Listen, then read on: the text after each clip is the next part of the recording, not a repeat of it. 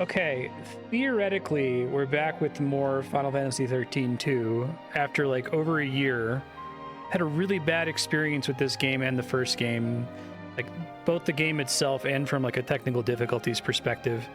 I have no idea what the hell I was doing. I'm having to play this with joy key right now because the controller support doesn't work anymore for some reason. 2023, March 7th. I'm in what I think is the final dungeon, and I'm way under-leveled. Well, that's nice. Thank you for that. I'm sure this will make perfect sense. Come with me. We'll be able to be together again, right? Not really. So the note I left myself is that I'm essentially in the final dungeon, but that it's way too hard, and I need to grind, even though I haven't needed to grind for the whole game up to this point. And so I Googled where can you go to grind, and I think 400 AF Academia is what we want. I don't know if it's at this one, not 4XDX AF, 400 AF. So we're gonna try that. Time and memory frozen in crystal. I love how I have Xbox glyphs, even though the Xbox controller technically isn't working. So it's like the game knows that it should be supporting the Xbox controller, I guess.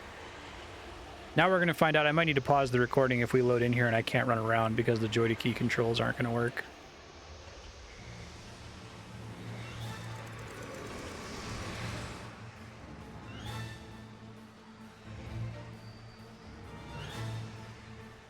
That's a bad sign that it's spinning constantly like that. God. Try unplugging it and plugging it back in.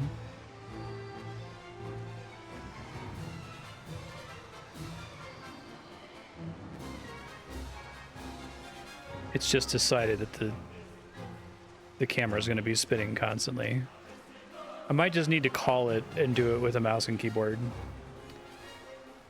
Let me pause. All right, was continuing to have horrible, annoying problems with getting this game to work. Was Googling it, trying to figure out what happened. It turned out I had a slide advancer pen for like a PowerPoint slideshow that I was testing on the computer. I still had the dongle plugged in, and Final Fantasy 13 2 decided that the dongle was a controller. It has been 40 minutes since we were supposed to start playing, so we're just going to try to grind here. I looked it up. It says this is a good place for grinding. I need to remember how to play the game because it's been a while, so feel free to backseating. There is no backseating. Say whatever you want, however often you want. Tell me what to do. To remember what my paradigms were, what my party's deal is.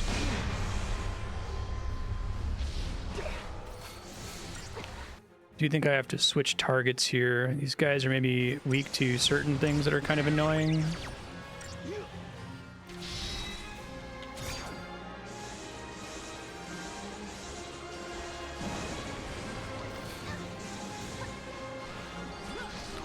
Relentless Assault is 2 Ravagers and a Commando, right? Which is basically all DPS. Ravagers do damage as a form of multiplier buildup, and then Commandos do chunk damage based on the multiplier. Okay.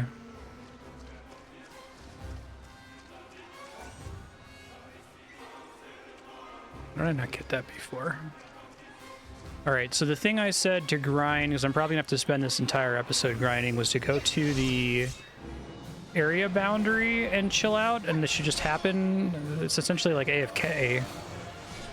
Figure out where that is, what they're talking about.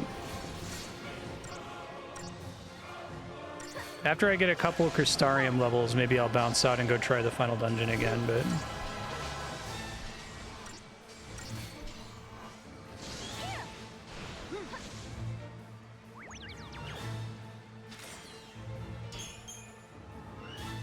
Commandos prevent the multiplier from decaying. Okay, that's right. See, most of what I understand about this battle system I know from playing Get in the car loser, which is a better but still flawed implementation of it. This slide advancer thing is the funniest fucking thing. That's such a like janky way for a AAA company, right? This is Square Enix. Hey, thanks, Pickbreaker. Appreciate that.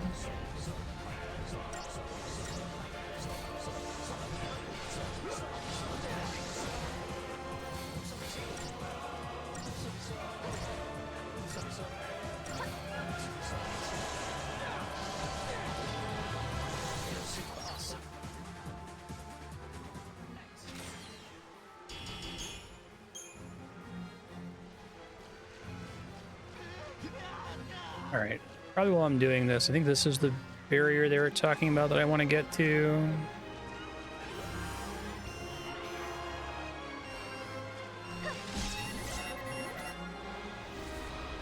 Sure.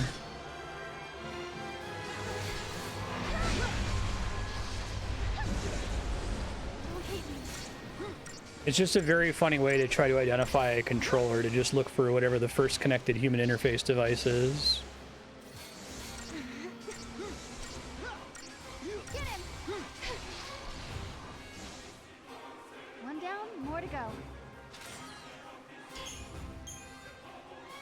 I have to add that to my list of things to check for if I'm having controller compatibility issues with the game.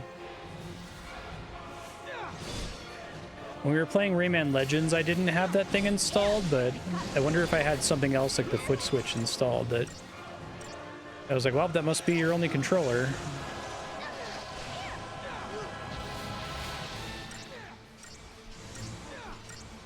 Great.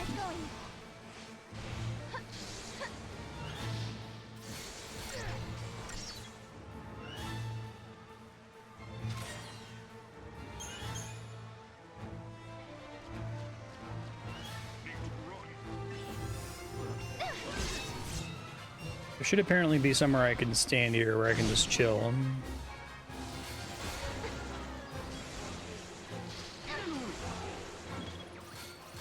So my monster allies, I'm currently using 3 of them. I need to figure out what I was using them for here. I had a medic and I have all commandos. When would you use all commandos over relentless assaults? I guess if it's like a boss fight and you've built up the multiplier really high and you need to like do a bunch of spike damage and they're staggered, okay. Or I guess they die before that happens.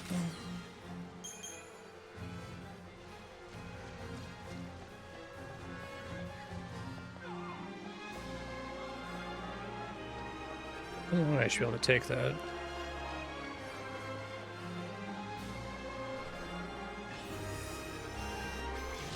I don't remember how saving works in this game. If I die, do I lose progress?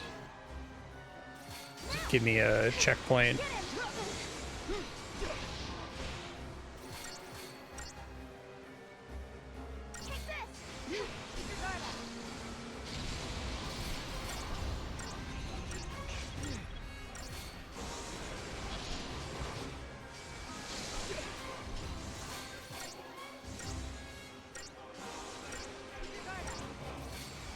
Oh yeah, retry sounds right. I think you're right. I don't need to like obsessively save to not lose progress is the thing I was worried about.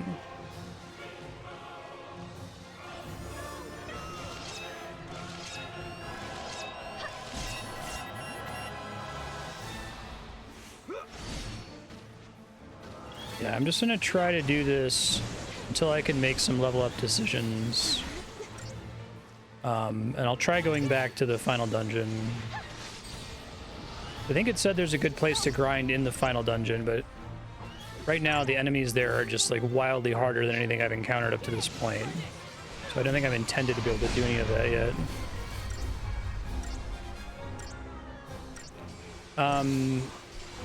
There was some tech I was using last time I was playing. I was doing something to basically get the commands to come out faster than they're supposed to come out. Does anyone remember how that works? It has something to do with like doing a paradigm shift or committing to an action and then canceling out of it repeatedly.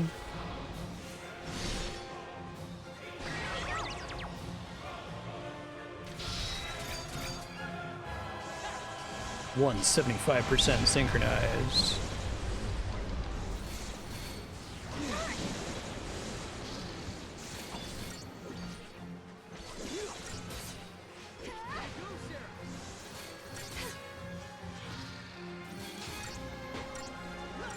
I think maybe it had something to do with when you paradigm shift, there's a way to get an extra action out. I'm trying to remember what it was.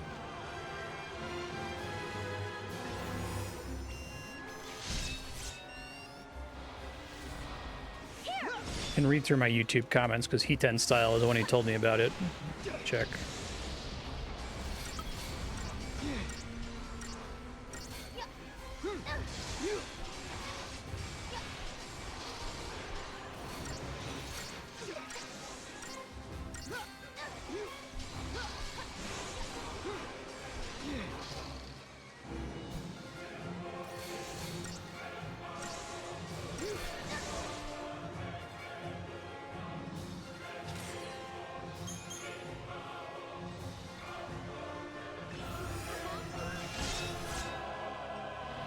It really makes searching YouTube comments a pain in the ass. I guess they don't expect you to know the names of anyone who's commented.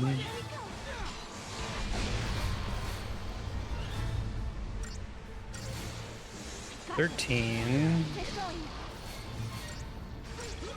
for episodes with comments.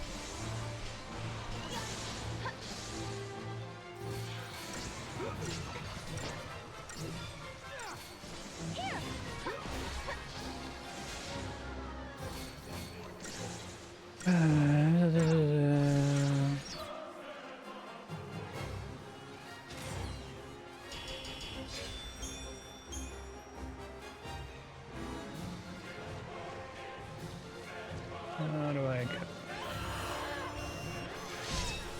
Just staying around the opening is probably fine.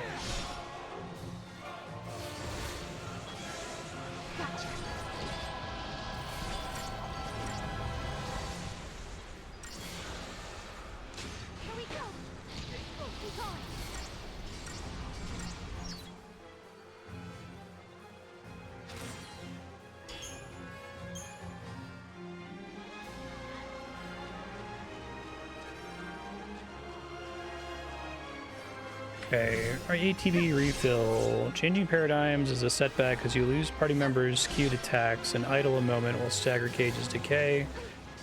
Refilling the ATB is compensation for that drawback, so switching doesn't feel as bad.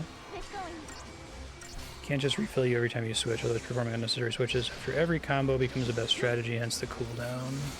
So I think the idea is that I do a full action, I commit to it, and then I switch while the actions are already going and I get a full bar. Okay. And I think that net causes more actions to come out. A slightly more attentive way to get this done, I guess, is the idea.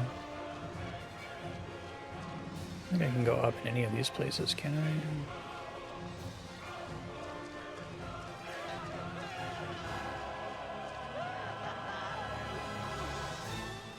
Music playing here is like way too epic.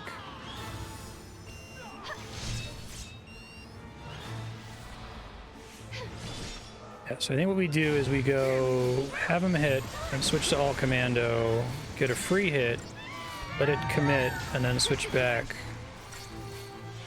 Yeah. That was like substantially faster, or at least it felt like it. Just punching guys out there.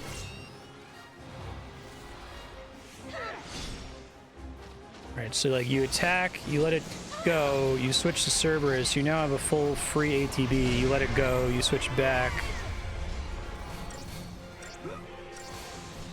You basically get to skip the ATB filling period and the fight ends about twice as quickly. I wonder if I can use any of these supplies for stuff. I'll do a check-in on leveling up every, I don't know, 30 minutes or so.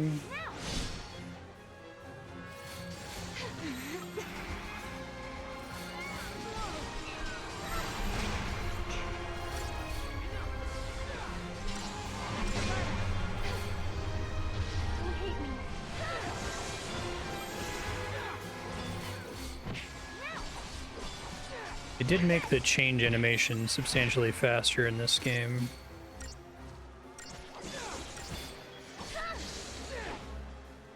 Let's get back to it. 440 Christogen points. 5 Tears of Remorse. How are we doing in the Crystarium here?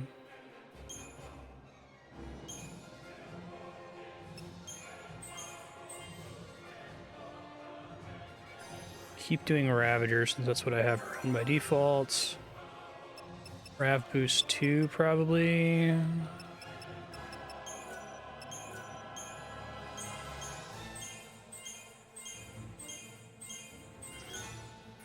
Not enough CP, okay. He's on Commando by default.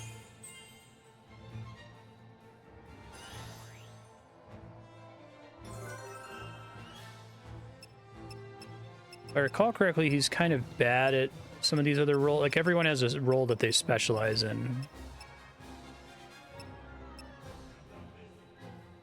Let's get their stats up wherever I can.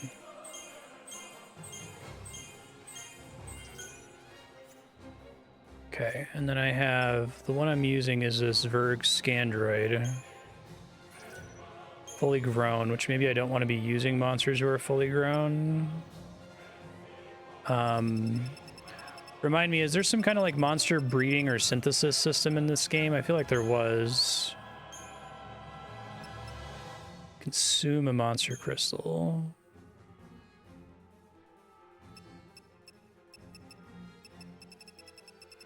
Guessing any XP that I would be getting is just kind of going to waste here. Did I have to do a specific command to recruit monsters?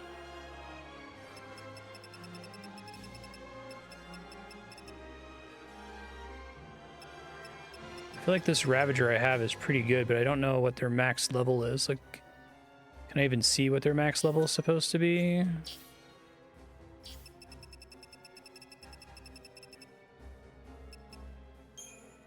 Let me check if the Chocobo is maxed out too.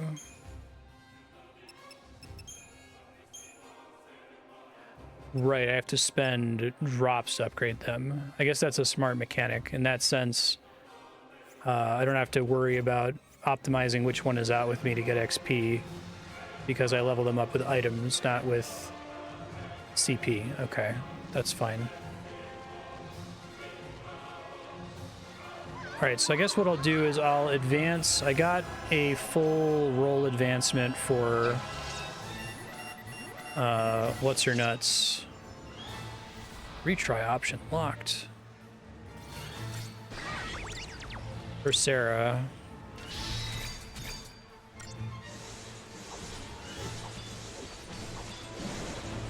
I'll try to get one more of those for both of them.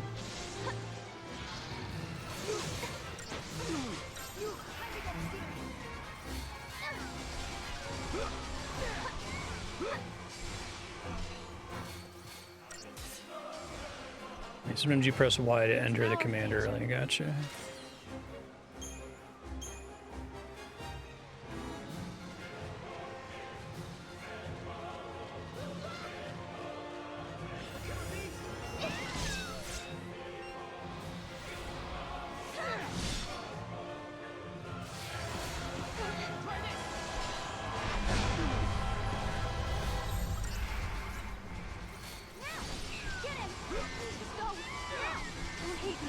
I need to tell the people that I was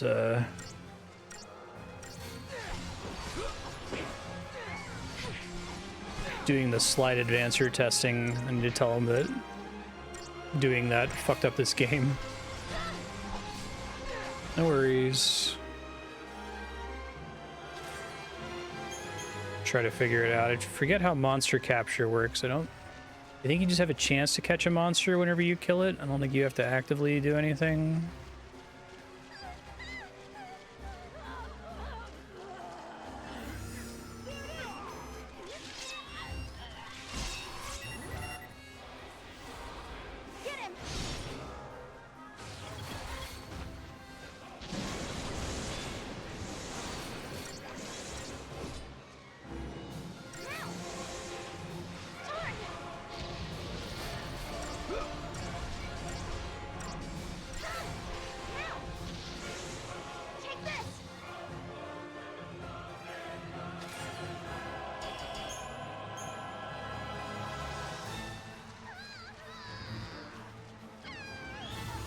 Get him.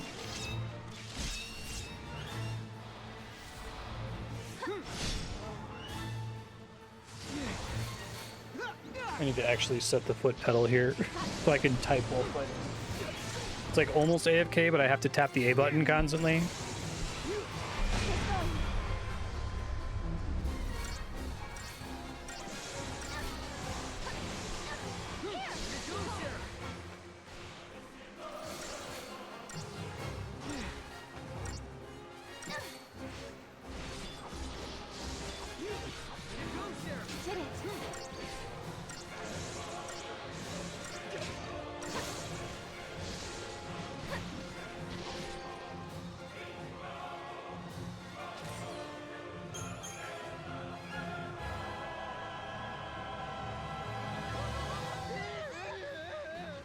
Type my thing.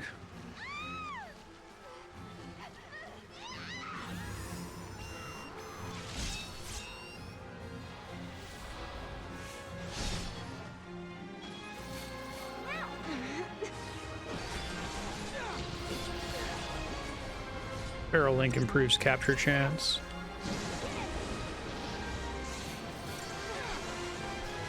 Once you have one capture, you don't get more, right? And I think, thanks for Googling, I appreciate it. I think the game doesn't have any internal way for me to know what the max level of a monster is. It seems like it's really easy to misspend all your resources advancing a monster that has a low cap. I guess you assume monsters you catch later must be better, but...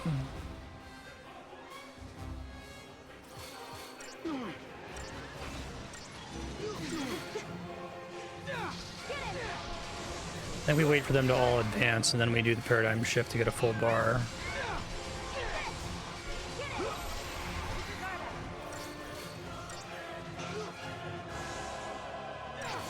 Can you send me the semi-confusing spreadsheet?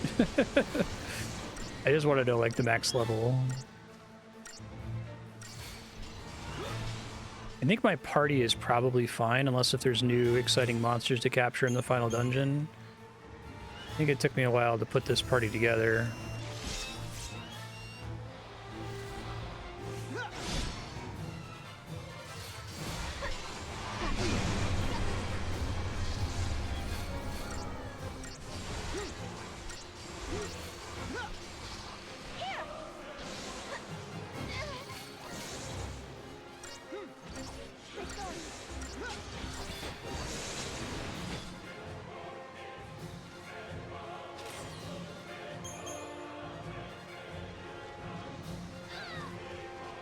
Hoping whatever items are dropping here are going to be helpful to me long term.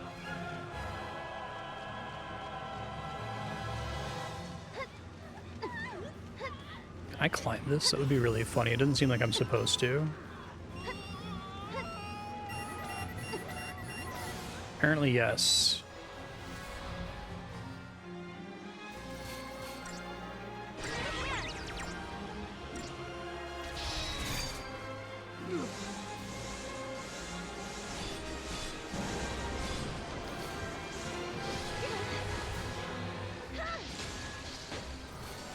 I think these guys are uncatchable. Untamable. Okay.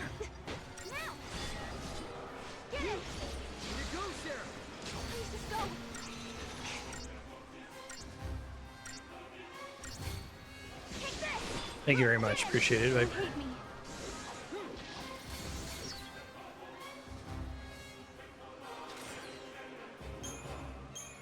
Yeah, it's a little confusing.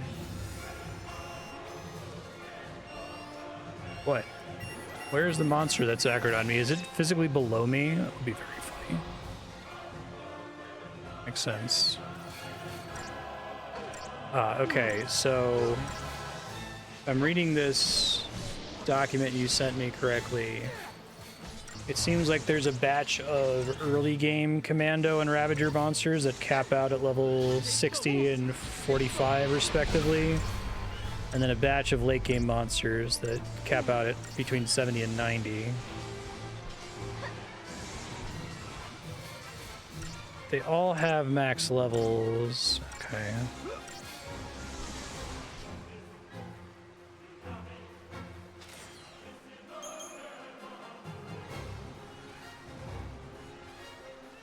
what kind of material I need, I guess.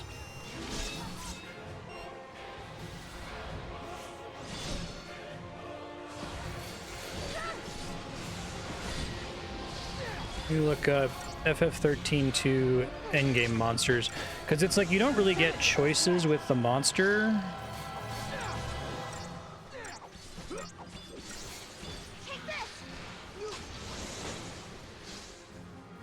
Let's get back to it. Frick. Best monsters.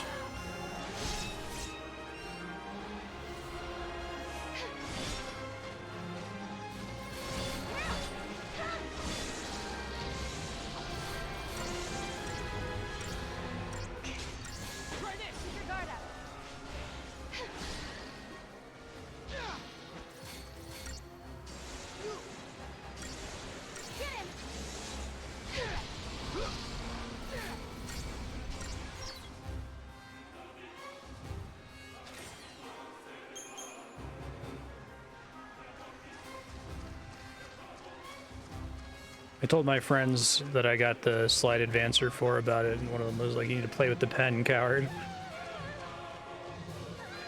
Given how little actual gameplay is in this game, you probably could get away with grinding with just the little slide advancer pen, assuming that advance forward counts as the A button.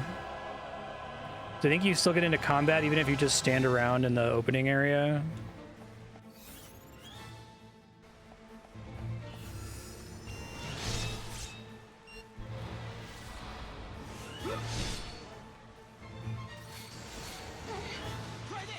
CP grinding 400 AF, very fast, unlimited mob spawn rate, close proximity.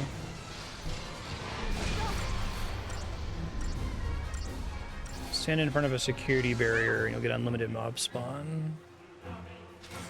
Okay, find a security barrier, I guess. It's these red things. Let me save before I deal with this guy.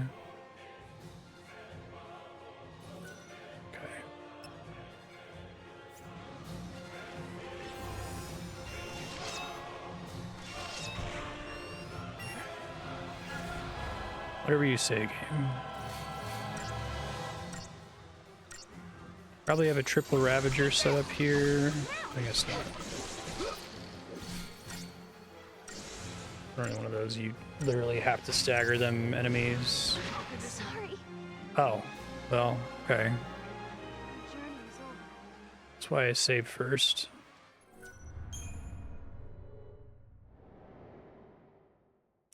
Try blocking with a sentinel, maybe? Oh, that's nice. It's supposed to be out of the combat. I suspect he's there to keep you from going to the part of the map that you're not allowed to explore. That would be kind of funny.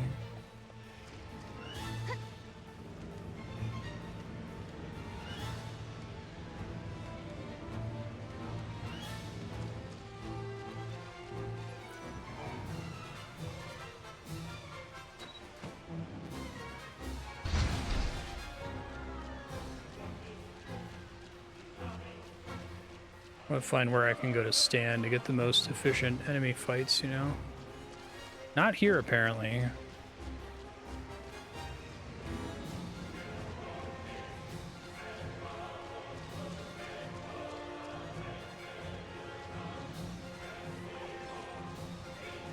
Okay, well, that was a waste of time. Wait, Mog wants to do something.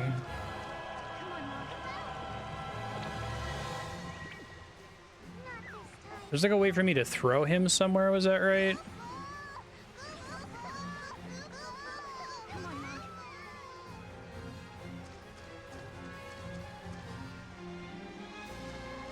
I guess there's nothing there, okay.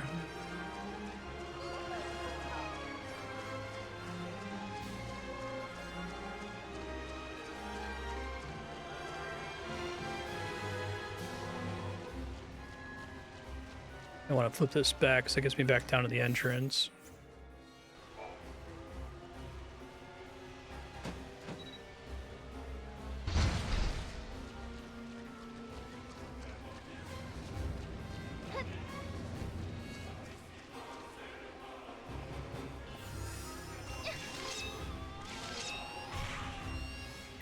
It's fine.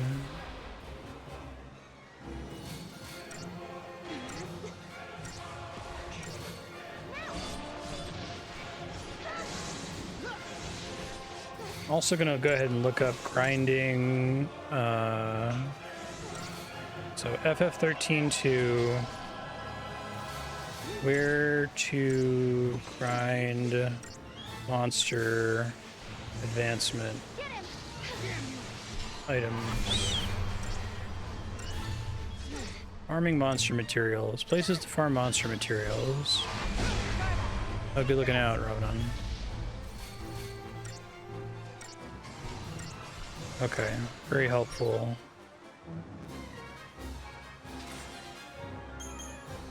Do you know around what level? Because I'm guessing a lot of this game is post-game. Any idea what level that starts or ends? Like, I'm curious what the recommended party and monster level is for the final boss without anything else.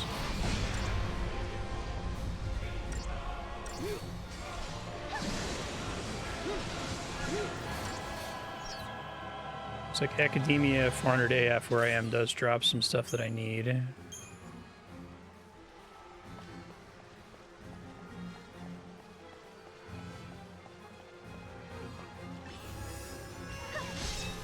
You platted this game? It didn't stick with you? How could that be?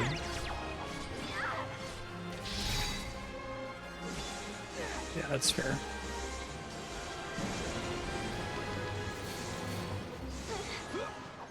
Let's try recommended FF13 to recommended levels. Recommended Crystarium growth.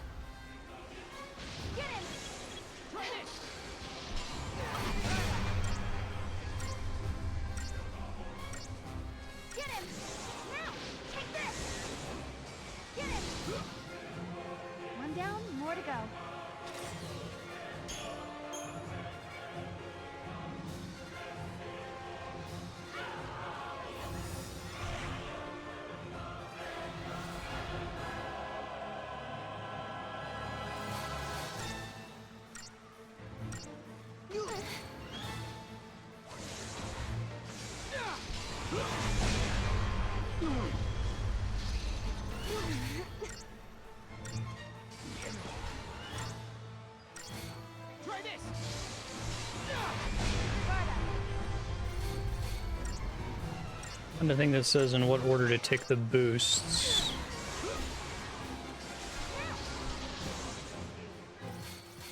Seems to suggest getting. Don't hate me. Take this.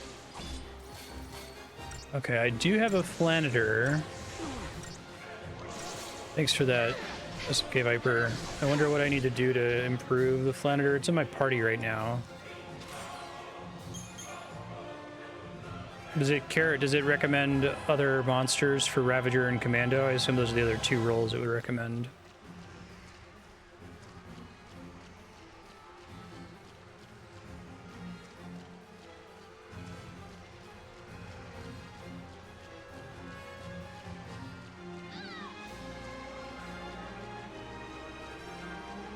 You randos want to turn into a monster for me, please? Thank you.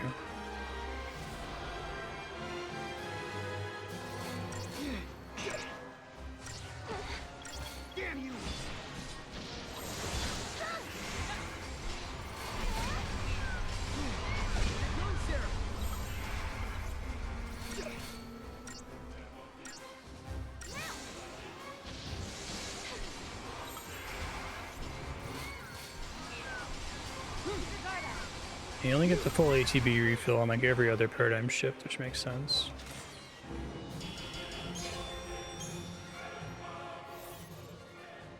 Okay. Let me write that stuff down. I do have a future Marstead file for this. Hold on. Final Fantasy 13-2. So, Flanitor, Silver Chocobo, Plan, Bonero, Golden Chocobo. Have Sentinel. So I'll have to Google where those are so I can catch them, but yeah, so if I need 5,000 HP for the final boss, and I currently have like 3,000, maybe I get significantly more HP in the later levels or something.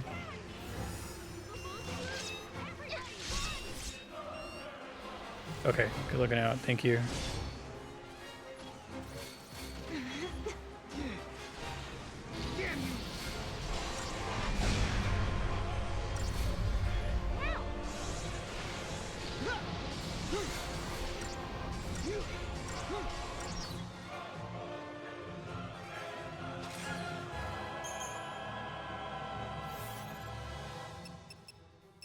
Okay, thanks, Ronan.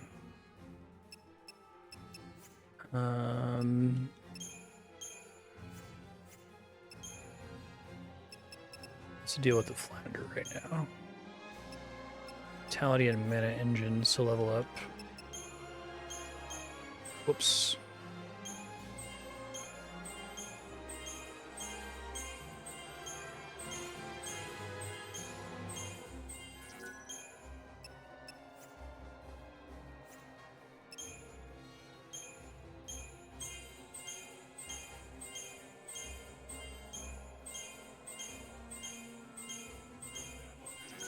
Close to one. I'm gonna go check the final zone again here. Maybe you're just expected to get so many level ups in the final zone.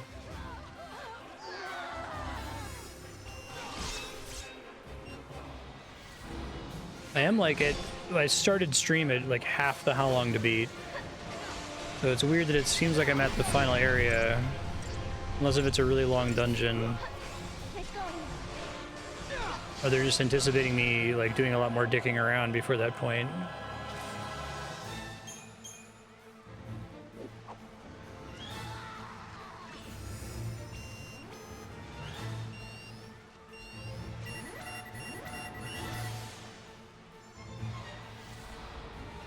Final Fantasy X-2 had this problem where the game is like incoherent if you're not 100%ing it. And like it's not like 100%ing it makes the game have a normal difficulty. It has, if you 100% it, then the final boss just dies in one hit. So I don't even know what threshold you'd have to be at to have a reasonable challenge against the final boss in X-2.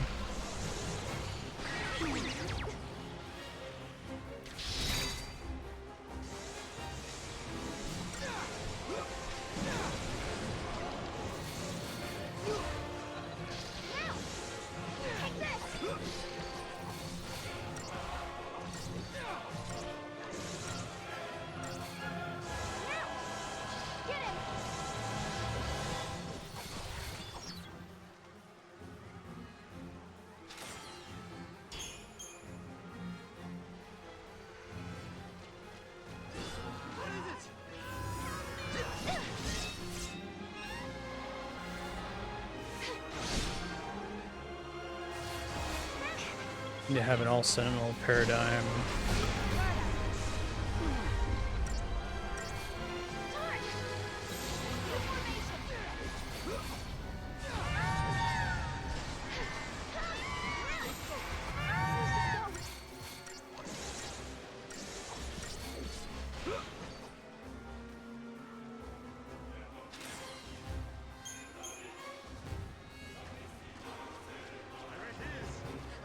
I guess even at this stage, I can't really think of anything super worth fucking around on.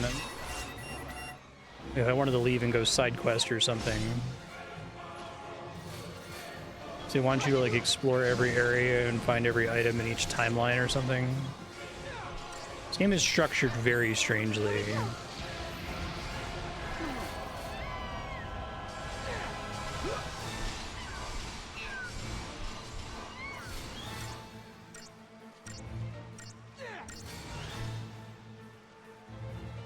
Flames on the side of my face.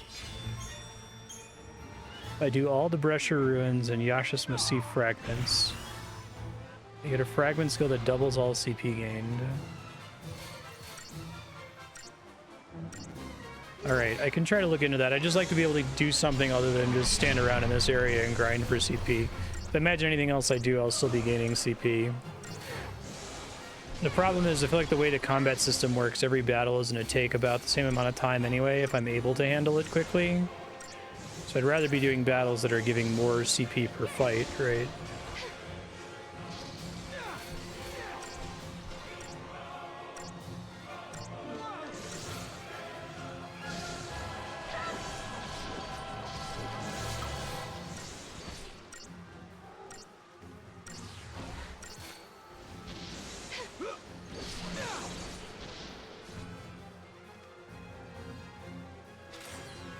Actually don't remember how fragment skills work, so hold on. Fragments, categories.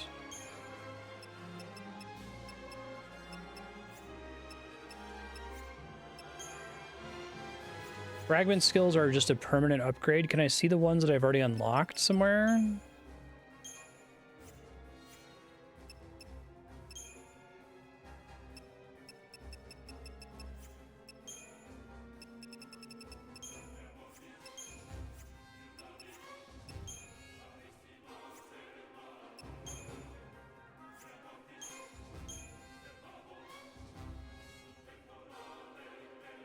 You get a fast forward button if you unlock all fragments.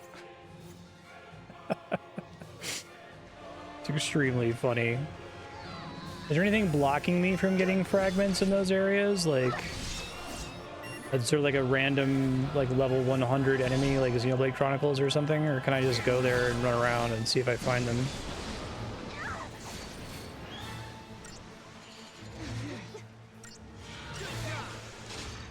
I think having the fast forward button being the reward for 100%ing the game is like such a like an admission, a design admission, right? Like Bravely Default 1 had the right idea.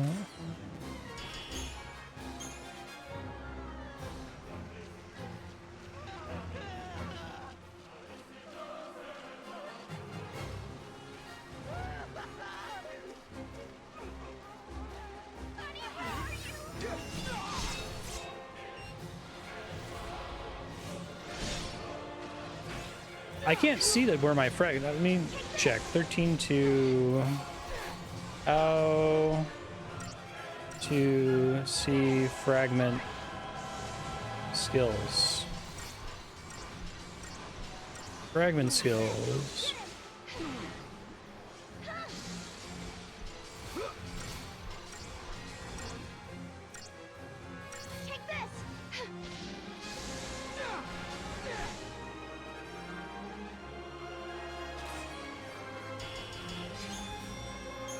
I don't have a menu option for it. Is it something you have to like explicitly unlock?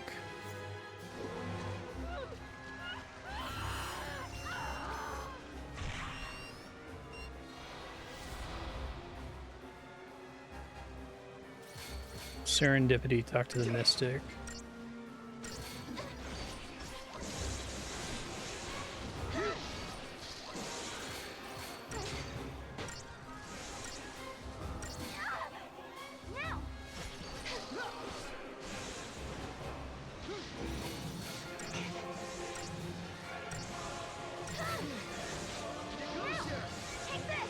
Looking at this list of fragment skills.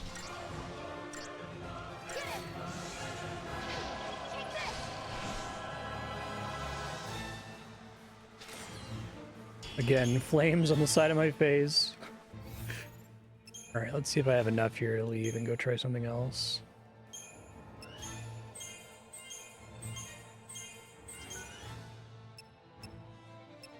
Not quite.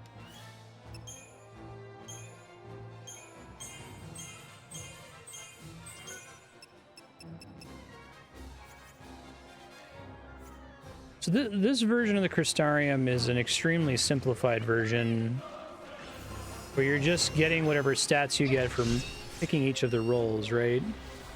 But you can't make a wrong choice. Like, there's no reason to require you to respec. Like, you can't... If you end up taking every class to 99, you end up having the same stats regardless of the order in which you pick the level ups, right? I guess picking the level ups in a different order is just if you want more max health earlier in the game from Sentinel or something.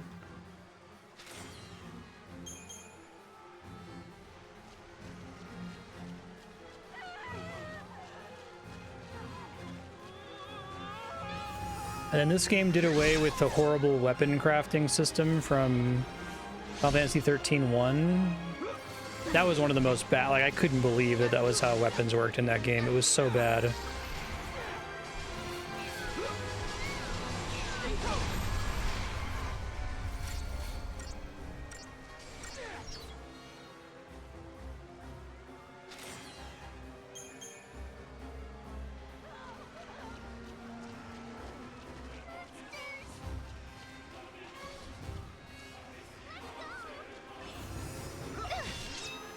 Even the little kid.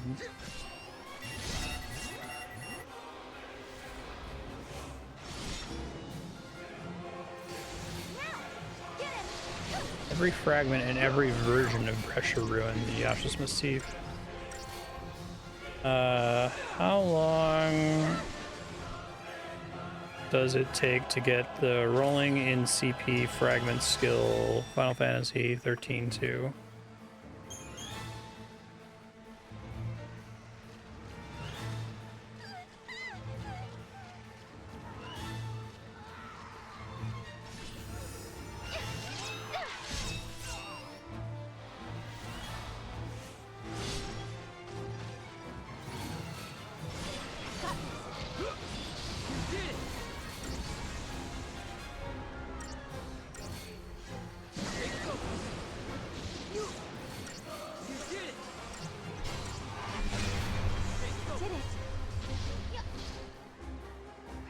Fired for rolling in CP. Alright, let me see which ones I already have, see how big of a hassle this would be to try to do. So I have fragments, categories.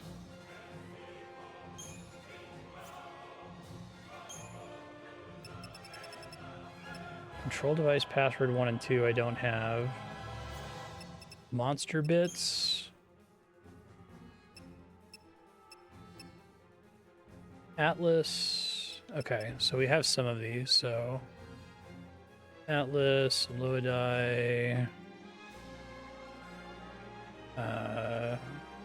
Ghast fragment. I have a Ghast fragment. Ghast.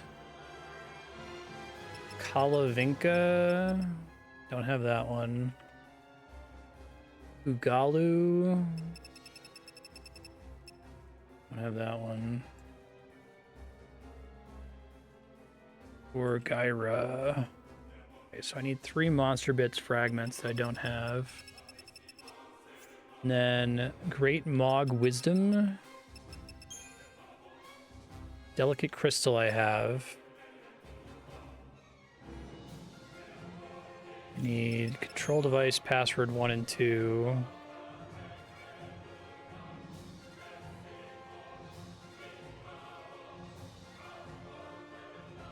I don't know if the time it takes for me to go get these is worth, you know, just not sitting here and grinding. I need literally all of the Bounty Hunter's prize. 1, 2, 3, 4, 5, 6, 7, 8, and there's 8 in this list. 1, 2, 3, 4, 5, 6, 7, 8. Okay. All rings have iridium, platinum, mithril, and then I need Waltrout's flower. Okay.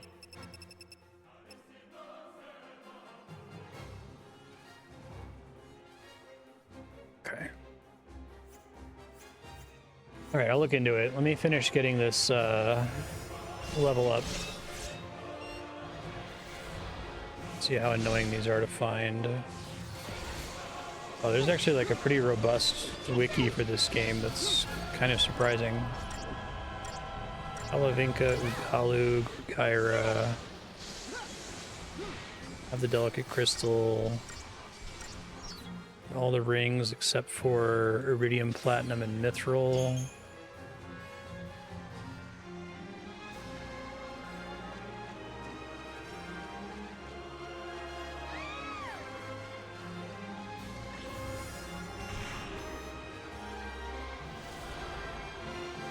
I love that they call the fragment skill for fast forward Clockmaster.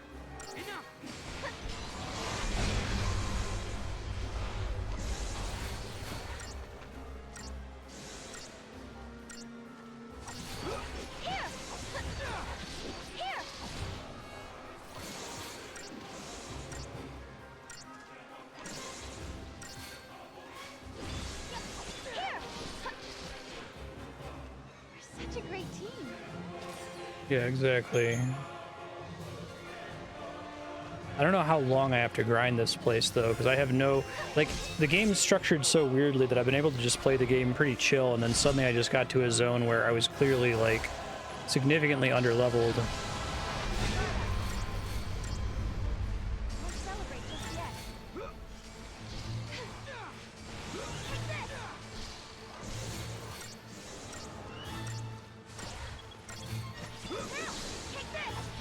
Get him!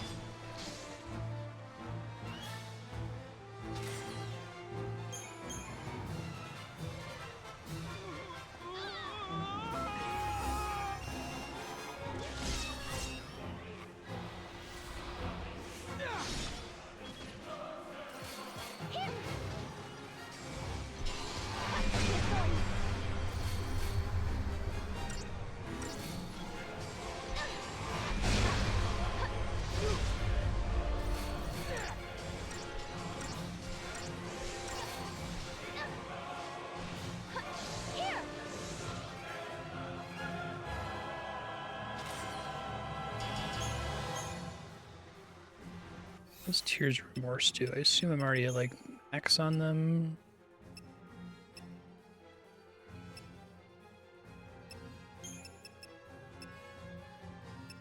Do I need to worry about weapons at all in this game? I'm worried that I do.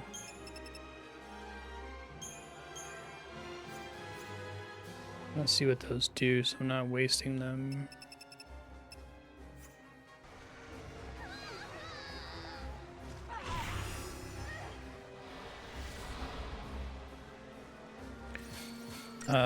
FF13 to Tear of Remorse.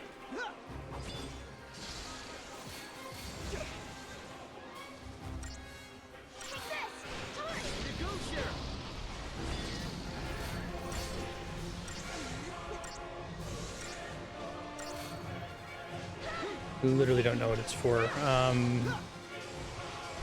Lets you buy some armlets.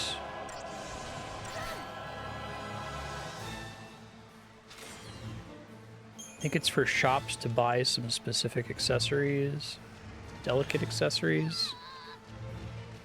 This is such a weird game.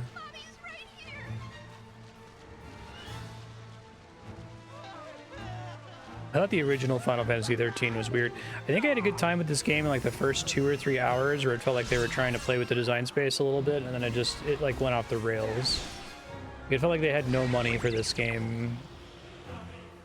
We're just trying to make content.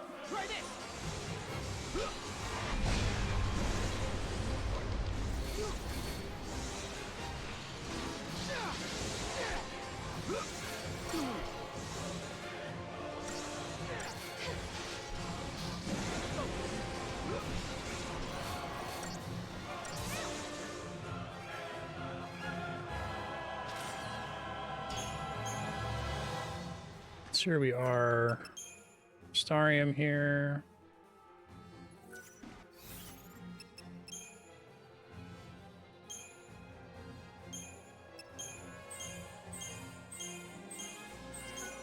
I think I only need one more. Okay, we can leave here soon. Probably like a couple more battles, hopefully.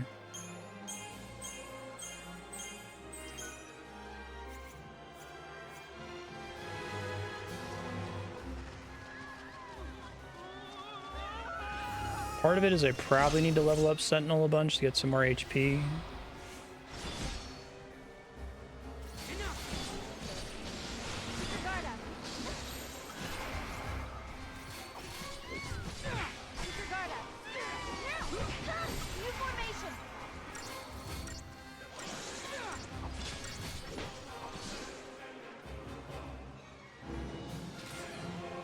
Yeah, I guess just part of the problem is you go back to those areas like 5 or 6 times each.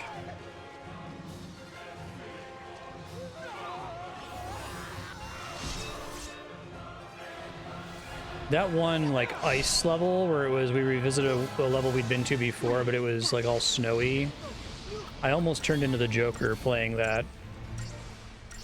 Like, I don't remember the specifics now because it was over a year ago, but I just remember being completely baffled at what they thought was content for that area. How, like, completely strange. Fangamey doesn't really begin to describe it.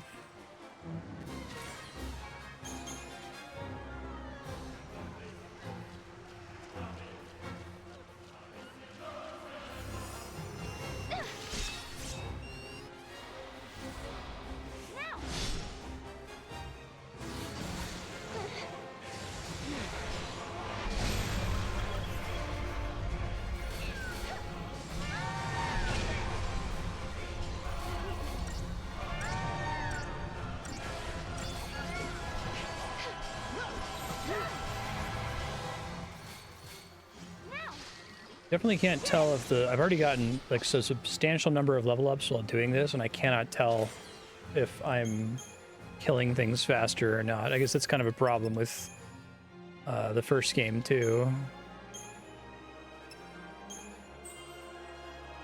Kind of has that like worst of all worlds problem where I guess we'll take that. Well, I'm not commanded with her often enough. Let's see the accessory capacity. The worst of all worlds problem where you only feel when you're underleveled, but you never feel leveling. Commando role mastered. Okay. Sure.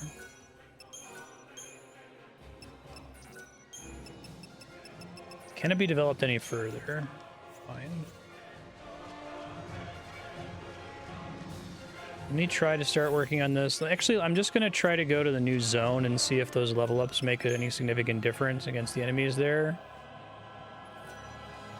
All right, that just saves.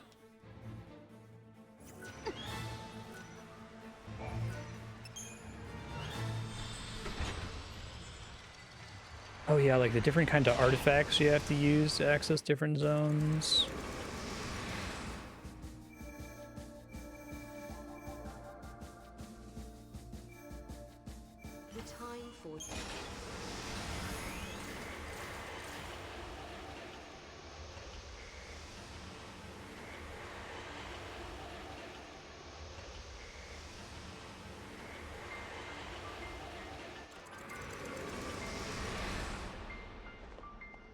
Oh yeah, this lady, right.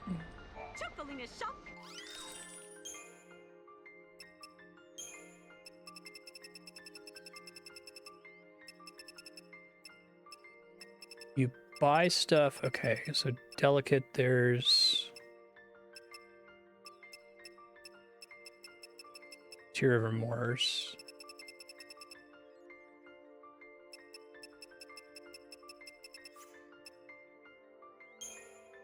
Monster materials I buy just with Gil. So Gil is essentially how I level up my monsters, I think. Methinks. Well, let me check what I needed for the Flanitor here.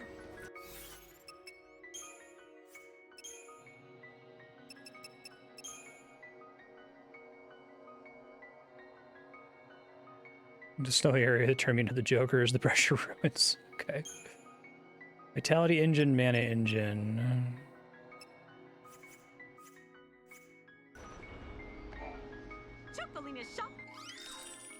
I think basically all my money goes into this, but it's really hard to tell if I'm like wasting it, you know?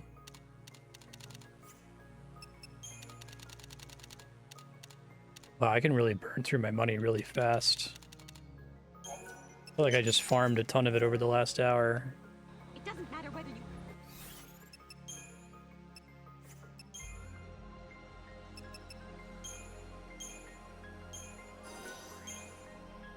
Cost several every single time, too.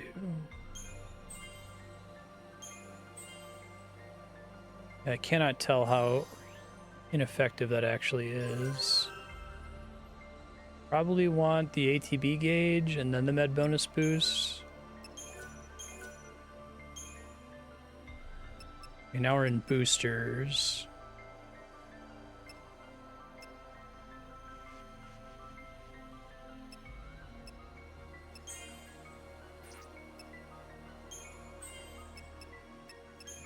You need to learn raise at the minimum, it sounded like. Which is at the end of this tree.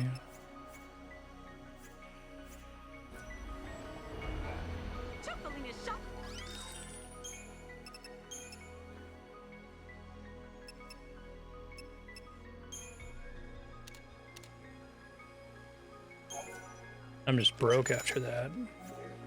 I feel like that's a fairly substantial potential to misplay. Can I sell some of that garbage? I can only sell the stuff that you use to level up. Wait, maybe not.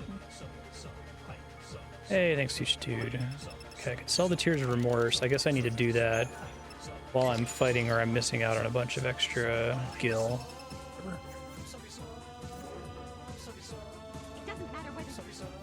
Let's see. Can I sell those without consequence? They're not used for any recipe that I care about.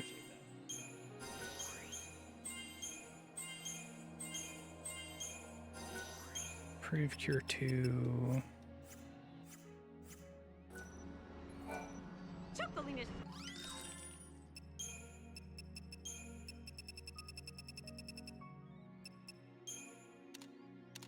Let me check this site.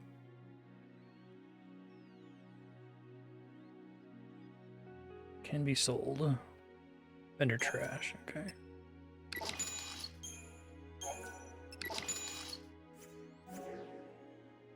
It doesn't matter. Chocoliness.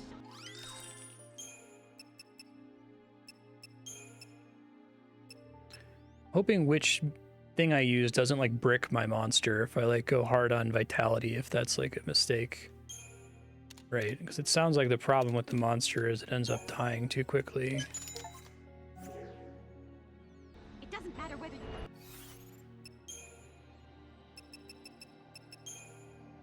It already feels like this might be a mistake. Still have a ways to go until I get raise.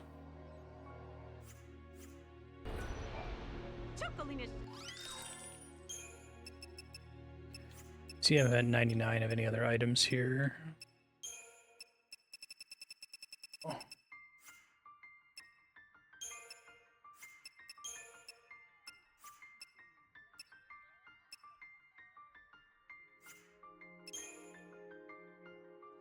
Wound potion. I don't like that. I really like the wound mechanic as a way to like essentially put a time. I think every battle in this game needs to have a time limit where you game over if you don't win. I think that's the spirit of the game. Otherwise, it's the ultimate like limp to the finish line game. So I'm not the biggest fan of that. It doesn't matter what... Basically broke now. Okay. Try to keep leveling it up. It's not helping me with getting XP right now, but long-term investment, I guess.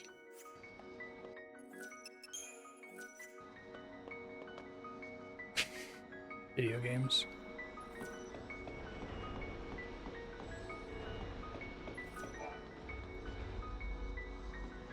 Alright, so this place was absolutely kicking my ass when I came here before.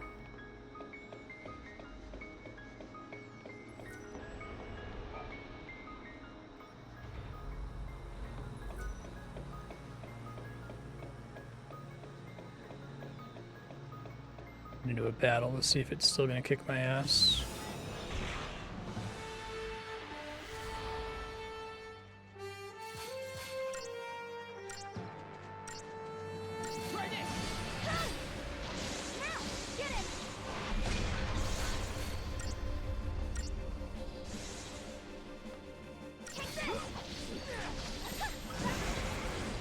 I literally can't do damage to it while it's summoning, I think.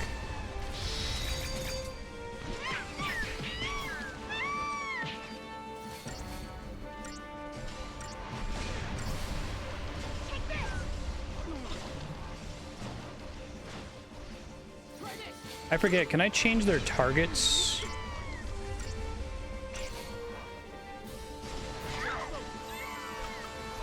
This should do it. Now. Thanks, buddy.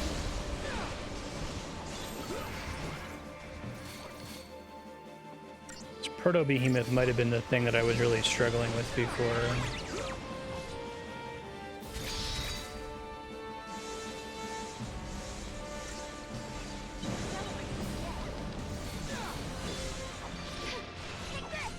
It'll be interesting to see how much CP I get from this. Oh, am I gonna get fucked up here? Full heal. Oh, okay. Video games.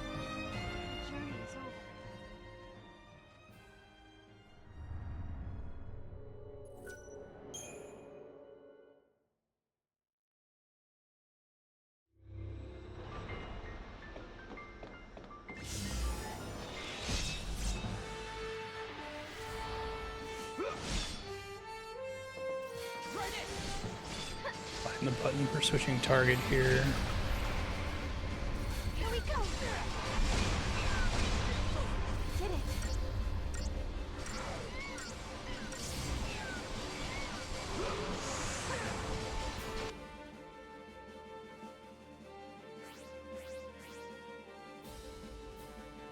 Scary looking guy.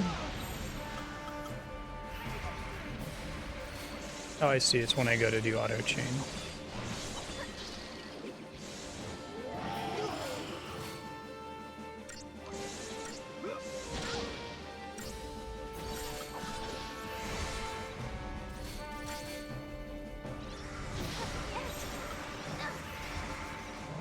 I'm screwed if he goes down, though. I have to use Phoenix Downs.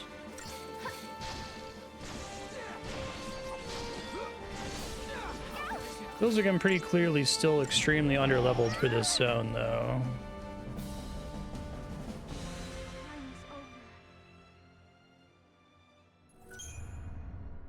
It's getting, like, rinsed.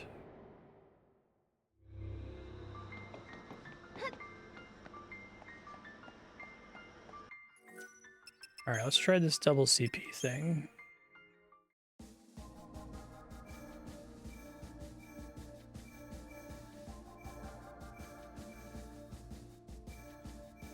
Okay, so this is one of the places I have to go. Yasha's Massif, 100 AF. Actually, I don't need this one at all. Okay, so there's supposed to be 110 AF. This game is so ridiculous. So I don't have access to 110 AF. Does that mean I have to do something in 100 AF to unlock it? I do have some that are in 01X AF.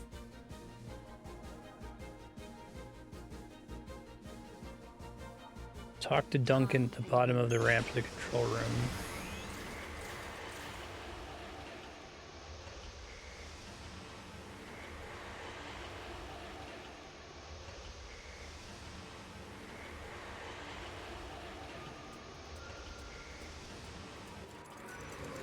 Dim hexes in the minimap or areas you haven't unlocked.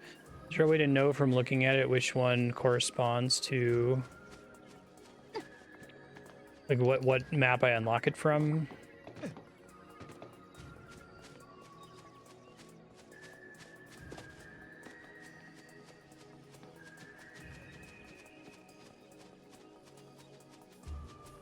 Come on,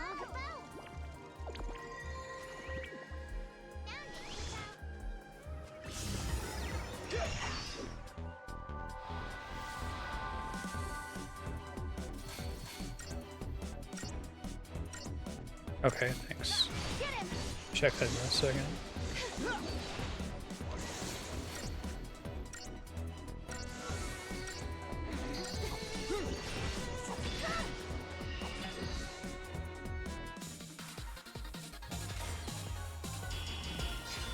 Alright, that's half the XP I was getting in the previous area. I'm getting potentially more useful drops though.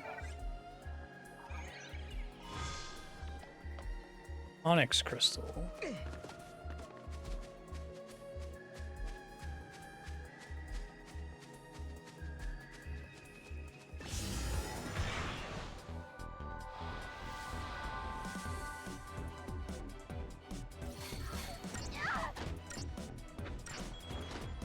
Take this!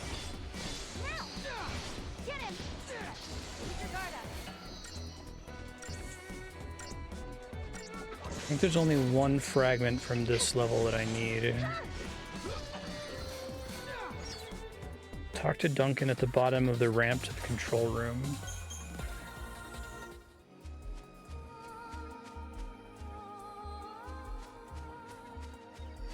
Where I loaded in.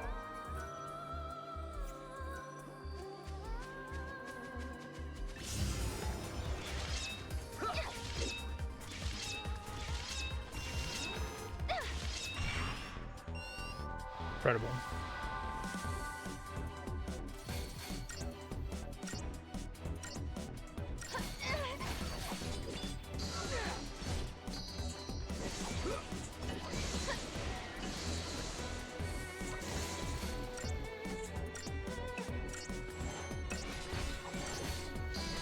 Keep going.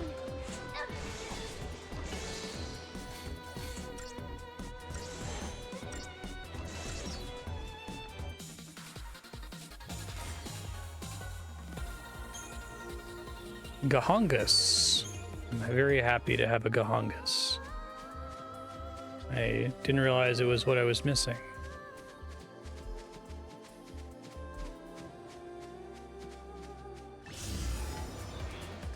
Can I run away by just like running out of zone of the enemy, or does it always trigger a combat?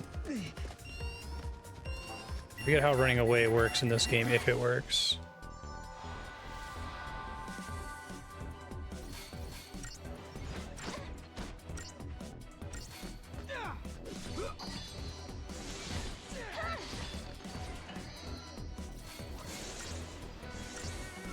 Hey, Noel got up to, or Noel got up to 35, 43 HP. I'm getting to Commando 99, which isn't too bad. I think he was at like 3,000 when I started the stream. So I could get to the necessary stat level to make the final zone possible, but it still feels really weird.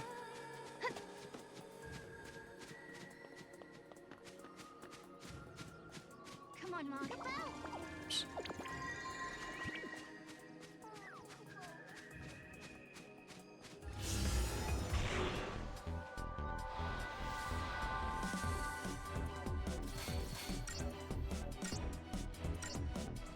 Damn you! Keep your guard up.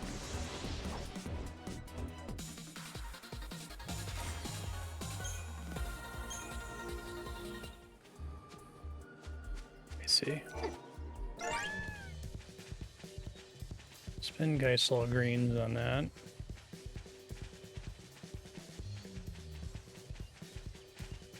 Okay, so I think the dude I'm looking for is down here somewhere.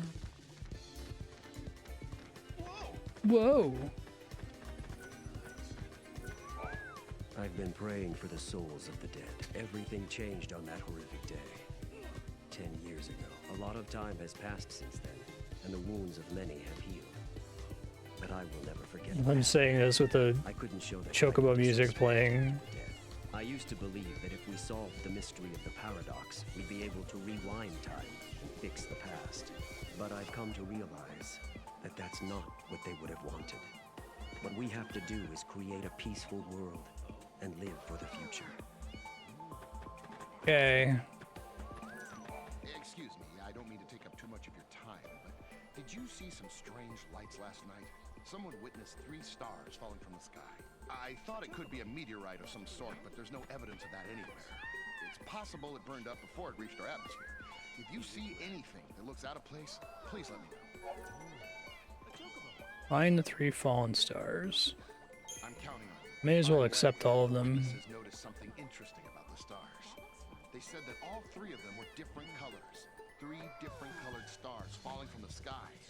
It sounds like it could be connected to something quite mystical, don't you think?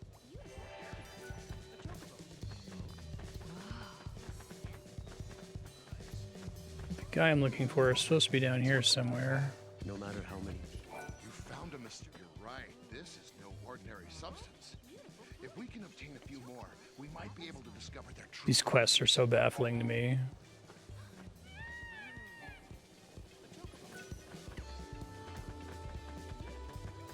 If a paradox originates here, I wonder if it'll be... A chocobo. Beautiful plumage. Beautiful plumage.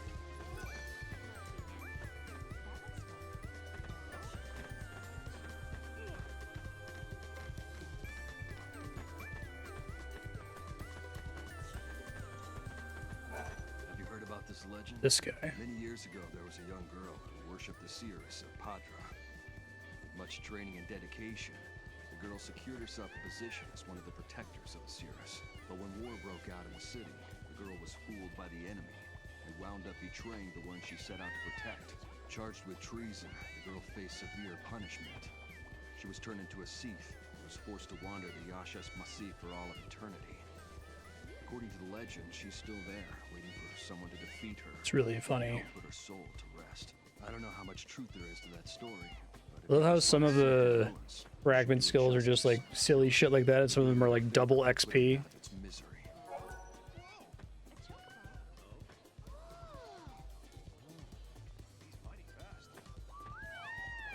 If you want to set her free, I won't stop you. But remember, even though she used to be a human being, she's a monster now. Stay on your toes out there, or you'll end up losing your life. Oh?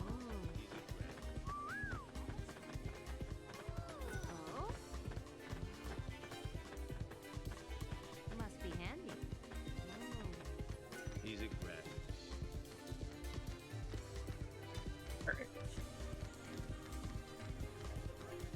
So I need to find this monster somewhere. I don't think I get any help on the map.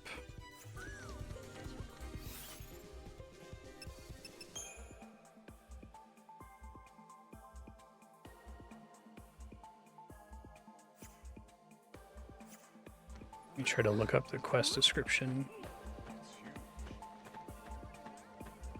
Something here, Kupo. Wait, what?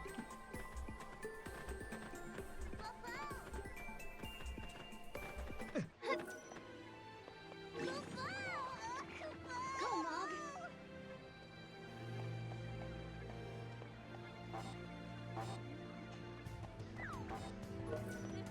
Bad luck, Kupo.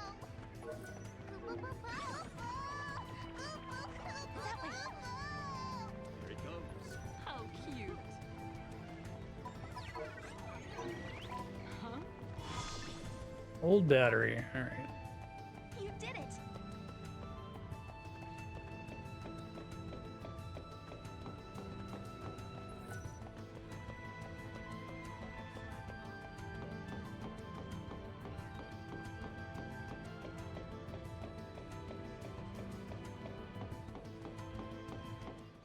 All right, I imagine this is just like a random thing I have to run into in the field here.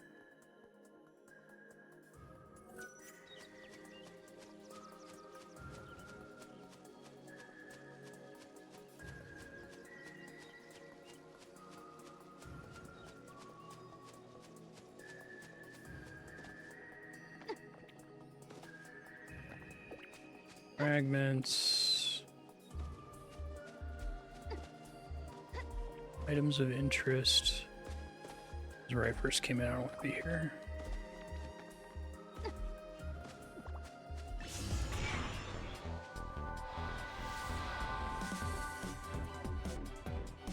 Talk to Duncan.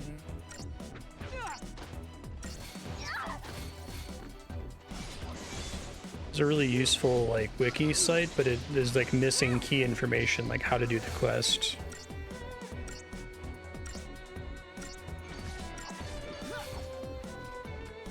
Gosh, this Massif. Clearing in the southwest of the map and will appear as you walk around. Okay.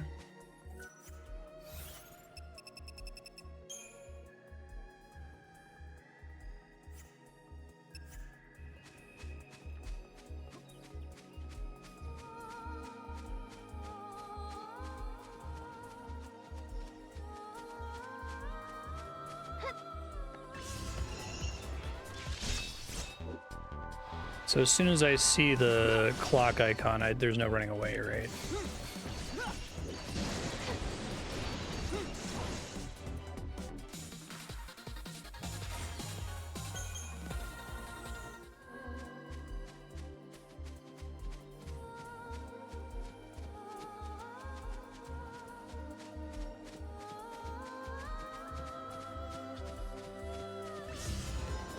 Looking for a mini map.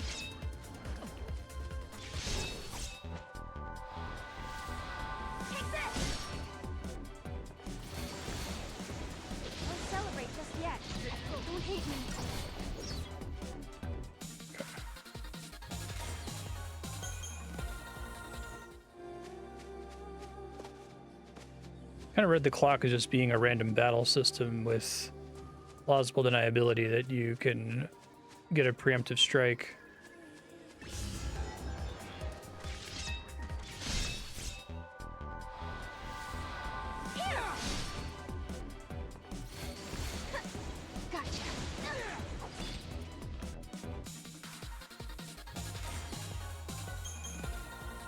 There aren't enemies on the map for me to like visibly aggro, right?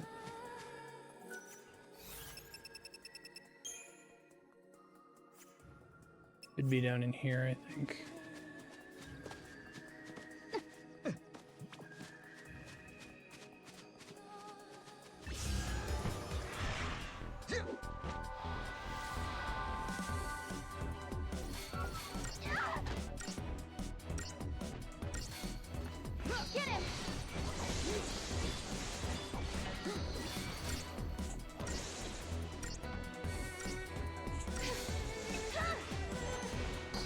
Here automatically as I walk around.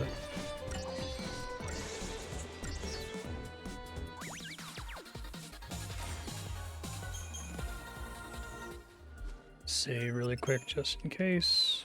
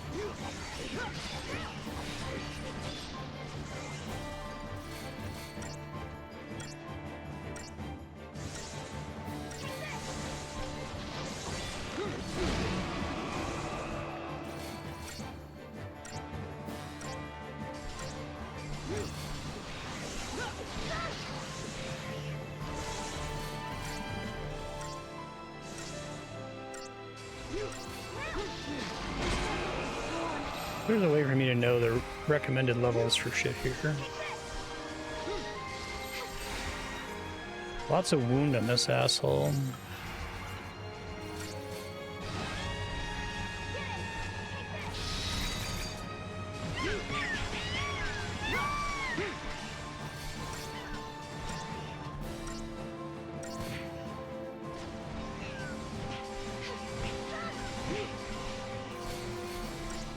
I don't think I can beat this guy. I don't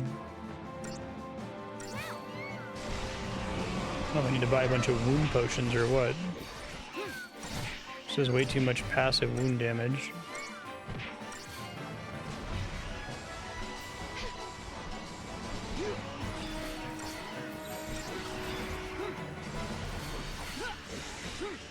Maybe I just need to get the Ravage percent up higher before I switch to all commandos.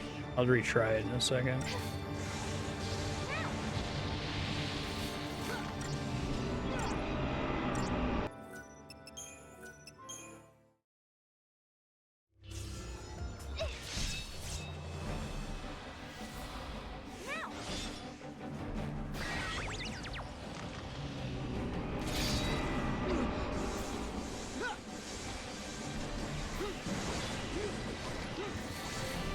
I need to like do that while she's doing an attack because otherwise she just stands around doing nothing.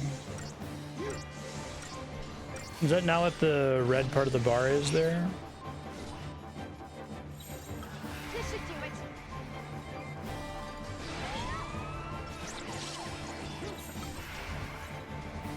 misunderstood.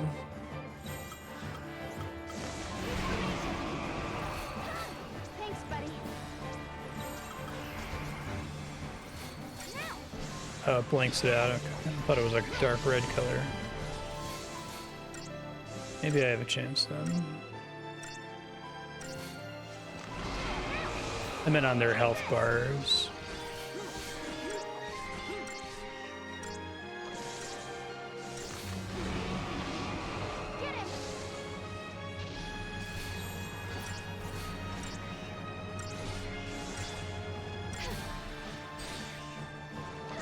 Trying to build the stagger up a bunch here. Might even be able to max it.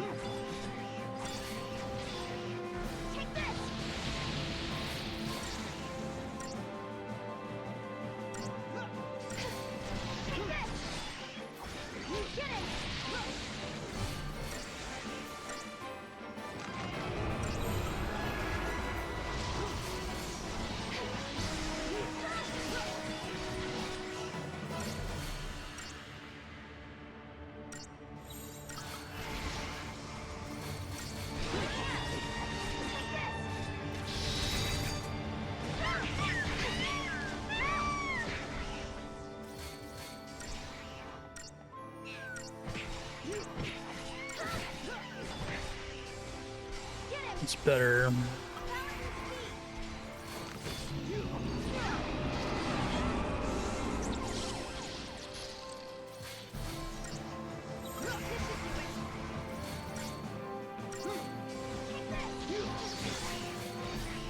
Try doing some buffs and debuffs here, I guess. Auto hinder doesn't work because there's nothing, he's already debuffed and there's nothing relevant for me to use. That feels so bad. Having them have situations where there's just nothing for them to cast.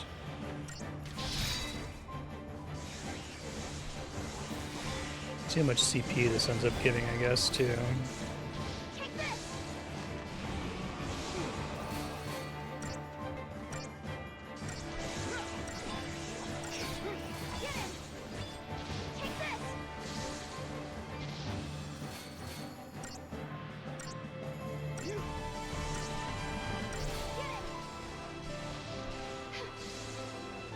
Probably should start trying to pick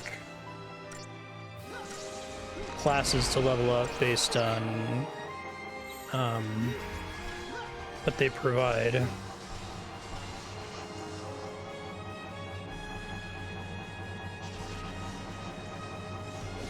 thought he had Ensenada. Does he like refuse to use it, I guess?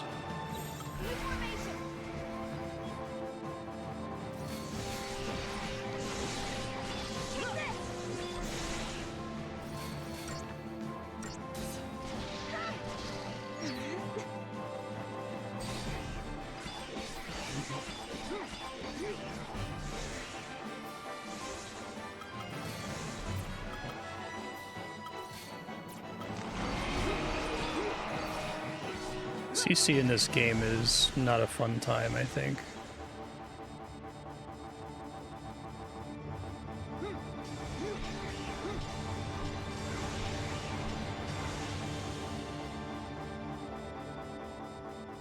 Just have to wait for it to wear off, I guess, since my medic won't do it.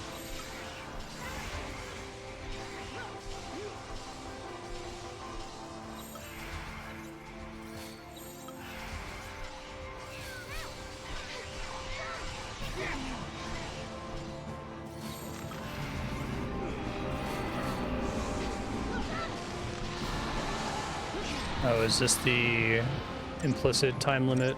Okay. I don't know if I'm gonna win in time for that to activate. Let's see. He keeps doing bullshit to me.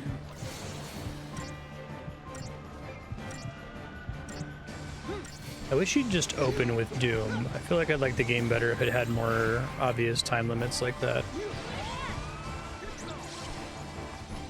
That doesn't even remove. There's Ensenada. I guess I needed to get him to cast Ensenada before he cast heal. Everyone had to already be topped off. Like, no, if one of my party members is unable to act, that is substantially more important than them being at 80% health. Wonder if I can't even trust the the Flanator to do my healing for me, or if I literally have to swap to having medic on one of my own characters here.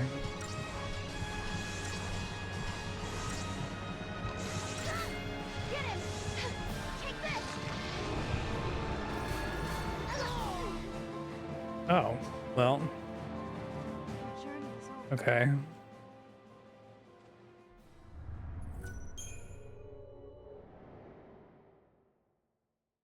Maybe I'll try staying on medic for longer.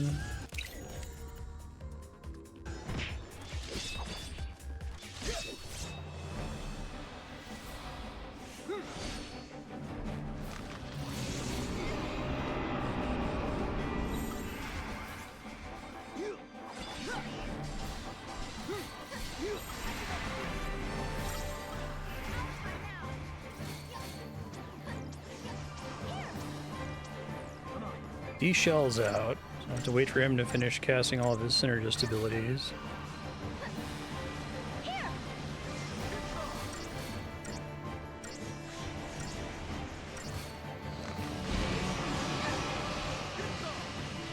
Try to land Imperil and Deprotect, I guess.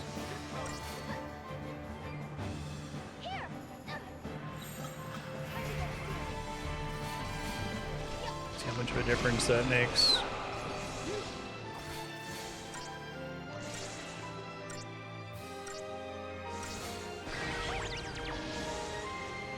I do that during the animation so that she's still casting instead of just standing around during multicast.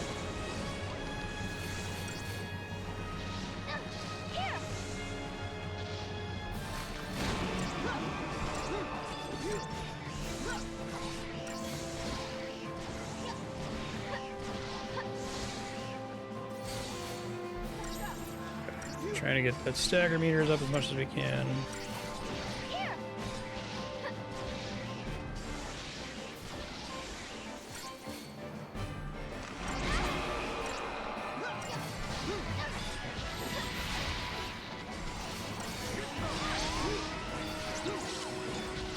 Remove a negative status effect here would be nice. Yeah.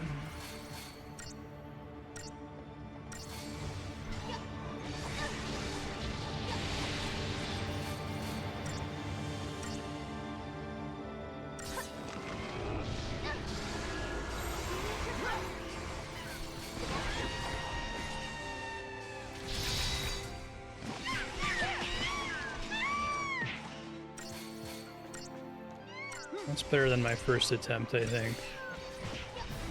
It's hard to tell when I'm supposed to swap off of doing Ravager damage versus doing Commando damage. Obviously, there's a point where it's smart to do one or the other, but I don't know if it's like 600% or 700% or what. Yeah, I've been switching to Com after I get the stagger up to like 800, 900%.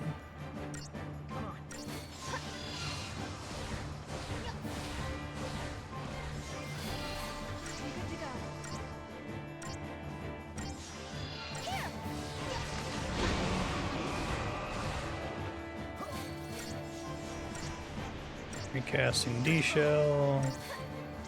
Null has fuck all to do right now because this game is annoyingly structured. I was complaining about how like the Synergist and Saboteur rules basically don't make any sense because in order for them to justify their use of the ATB, there has to be like a 10% chance for every status effect to land. I was like, oh, you're just gonna cast it 10 times and then it'll eventually land, right? Like that makes sense. It's like, does it? It feels kind of stupid actually.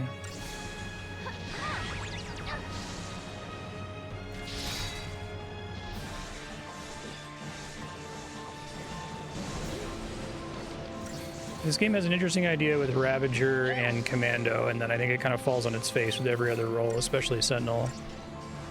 Sentinel is like basically a block button, a degenerate block button.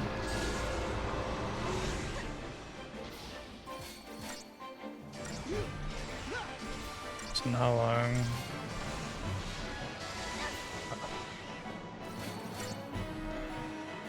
Well, after stagger, you want to get that percentage up, right? Because that's a damage multiplier. So while you're in stagger, you still want to be doing some ravaging. That's my understanding. Maybe that's incorrect.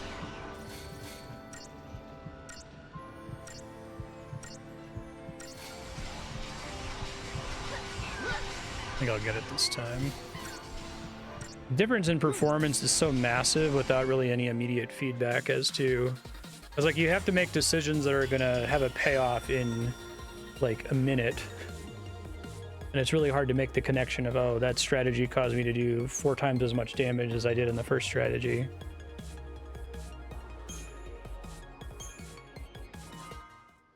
Alright.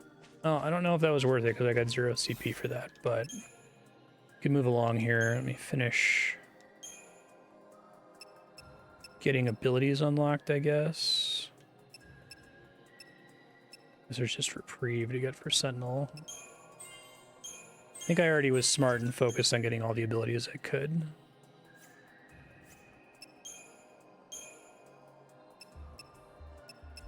Same deal. Trying to decide if I want to do health first. It doesn't really make that big of a difference.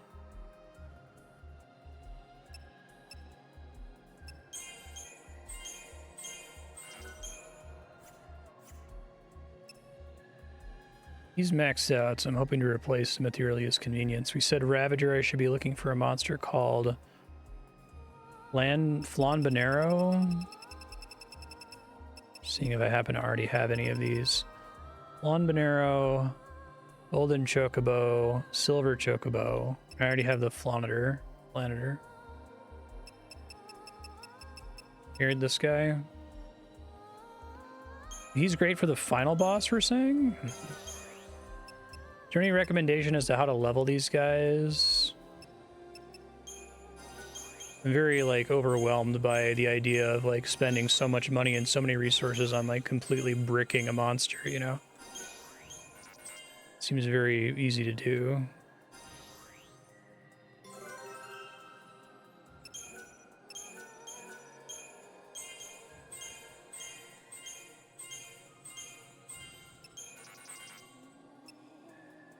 I'll just be leveling up this guy that I can't use. Horrible system. I detest it. Like, there's a lot I don't like about this game, but that's definitely one of the big ones. Okay. Let me see if I can unlock this 110. It's got to be from here somewhere. I think I need anything in 100 AF specifically.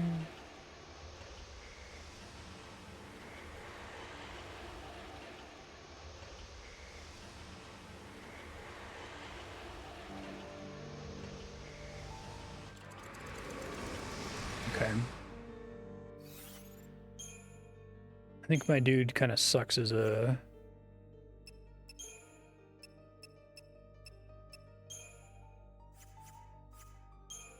Ravager, but that's fine.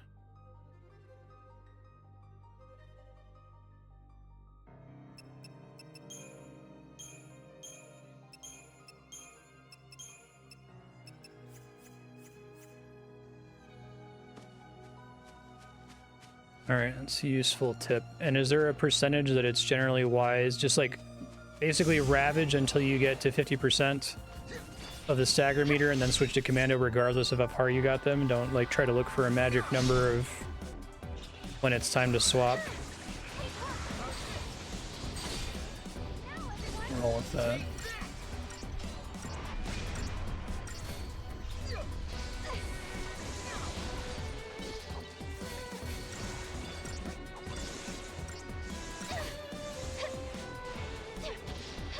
How to reach Yashas Mishif 110.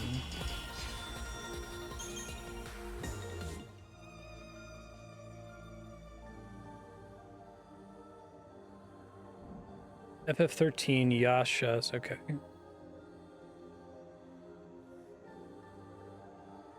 How do we get here? How do I get to Yashas? Oh wait, no, Brescia Ruins has it? Fuck, okay.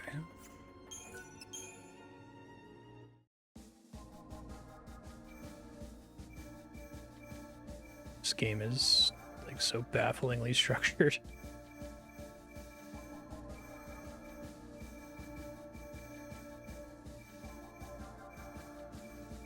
think I literally don't have that place.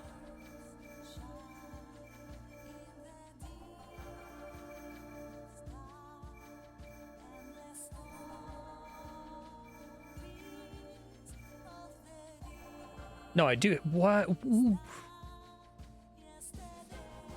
How is this organized? I don't understand it. Foreseen paradox effect haunted the Yashas must. It's not by time. Hey, sir. Yeah, it's...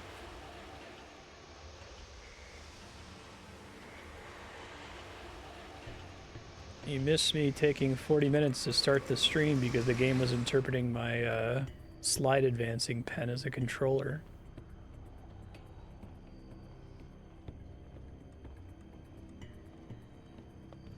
Okay, use Moogle Hunt in the southeast dead end once you have Thorn's information.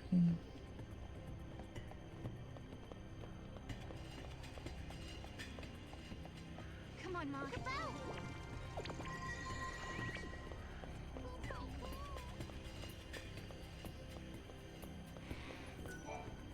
I think it's safe to assume that. But yeah, this place is really like weird and bafflingly structured. That's right. These weird ass red orbs.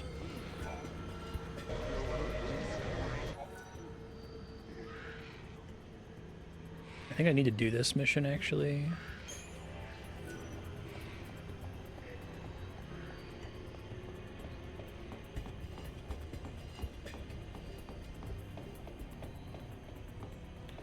I already have the note it wants, I might.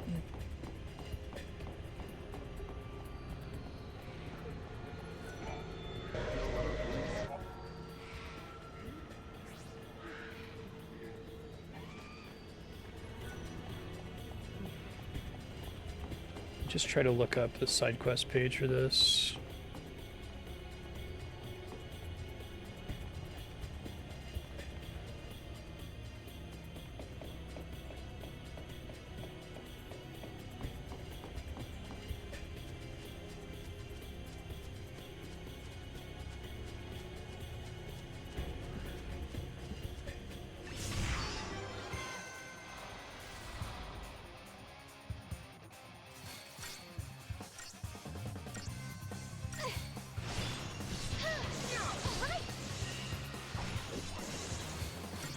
Service manual is in a hidden crate just outside Hope's command center. Done and done. Okay, so I actually have to go back.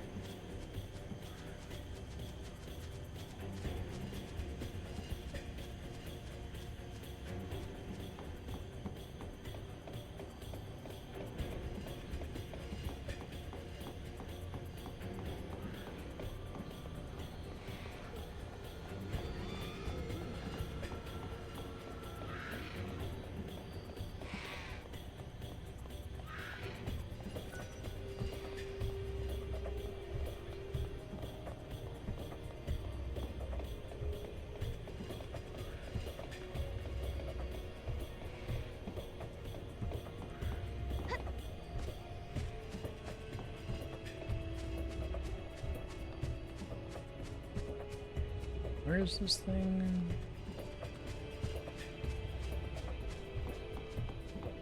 That was Hope's command center that I was just at, right? Let's see. You're kidding. Come on, Mom. No good, Kubo. It says it's supposed to be right here.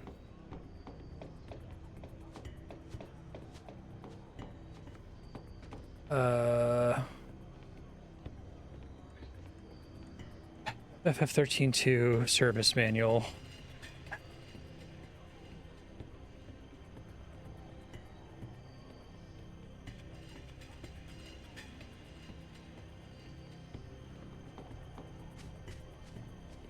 An invisible floating cube.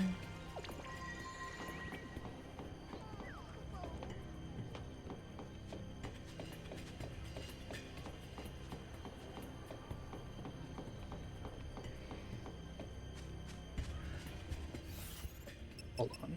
Do I already have this?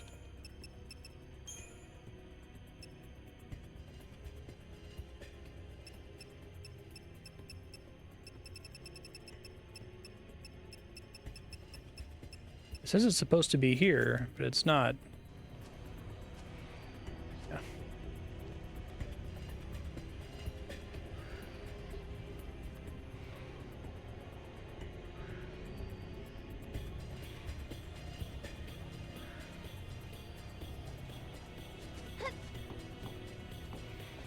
Did. I don't know why it wouldn't let me turn it in then.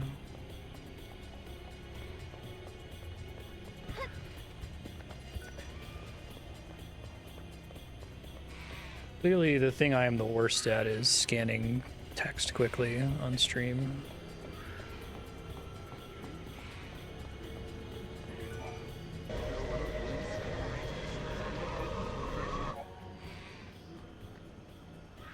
To bring it to this guy, I guess. Okay.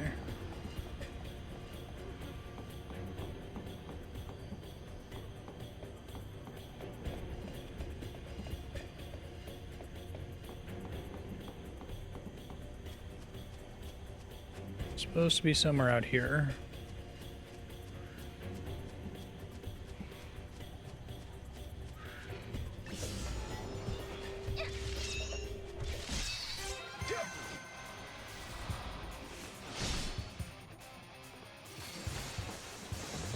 This one's mine. You got it. That wasn't even a warm-up.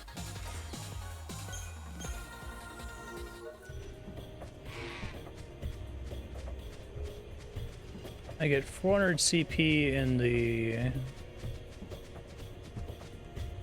zone I've been farming in. Do I like need a chocobo to get up to him or some stupid shit?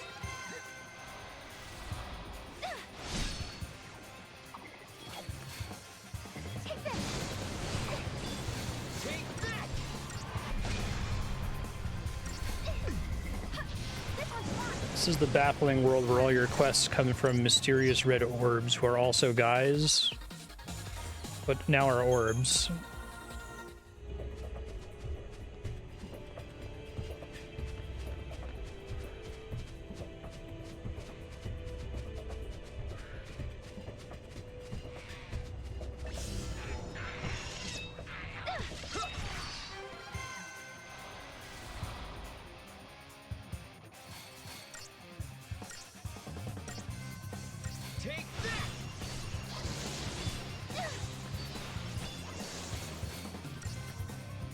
It's a game where like every minute I'm playing it, I'm worried that I'm wasting my time.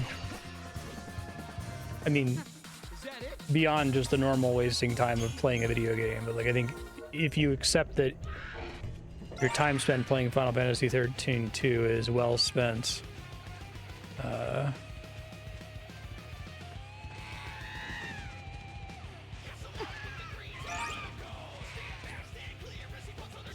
about this.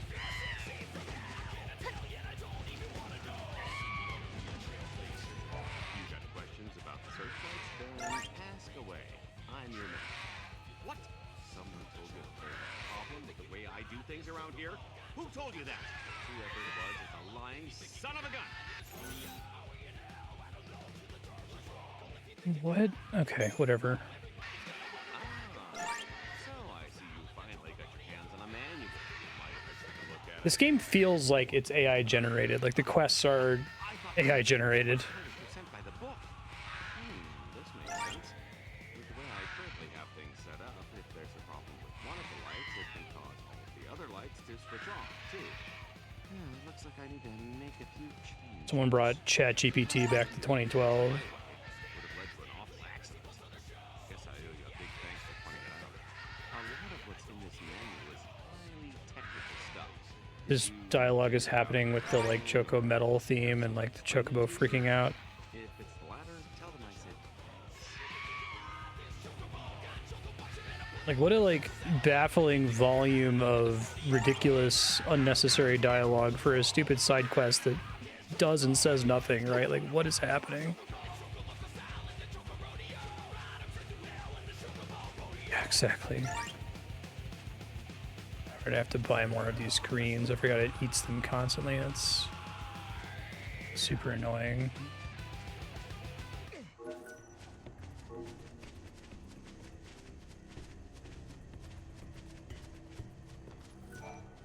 Retail therapy is...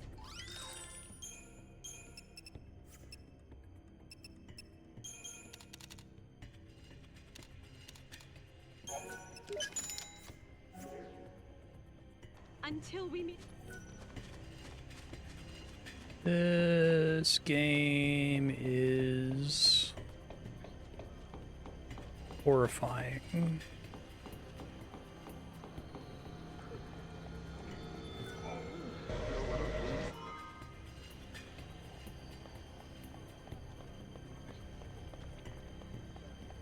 Okay.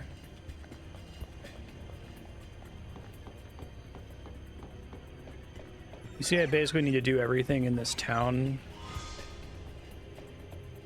Maleficent's Gate seal, sure.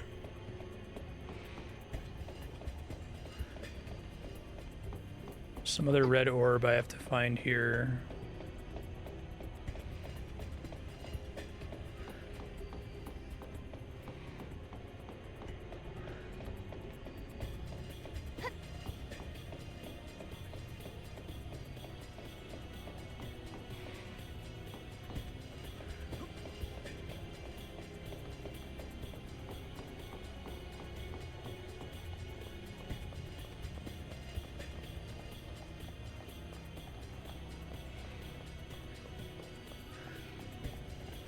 Yeah. It's more interesting than just grinding for the whole episode, but also I think I take active psychic damage every time I do a side quest in this game. The structure is so, like, baffling. I need to get, okay, I need to get a Ugalu fragment, a control device password. That's it. So Galu fragment is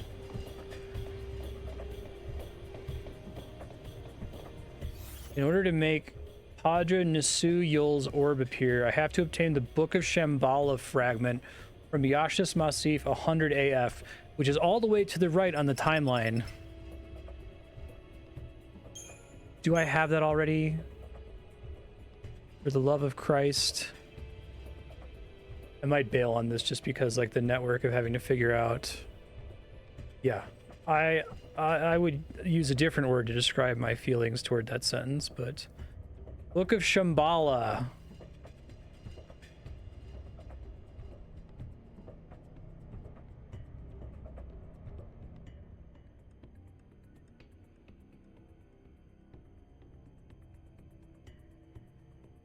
What kind of item is it, is what I want to know. It's a fragment item.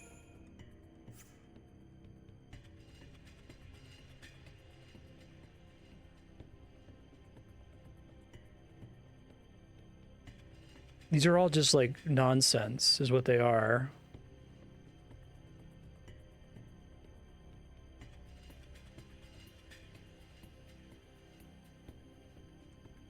Okay, I think I'm over this. It was a fun experiment to try to mess with. I'm just gonna go level up. This is absolutely awful.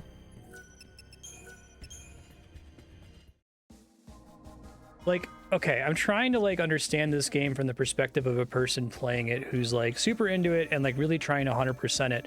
I think it is still, like, baffling nonsense even to that person, right? Like, maybe they're putting up with the nonsense, but like, really what they're telling you to do is there's just all these event flags that are all dependent on one another with no real way to know that, oh, I need to, obviously I have to get the Book of Shambhala fragment from, you know, Bongo Town in order for a red orb who's also a guy to appear and tell me to go get the Shmooble fragment by killing a new Gatu in the woods. Like, what is this? What is this game? Like, Yeah, exactly, exactly. If this was just like a random bullshit indie game or something with like no budget, that'd be one thing.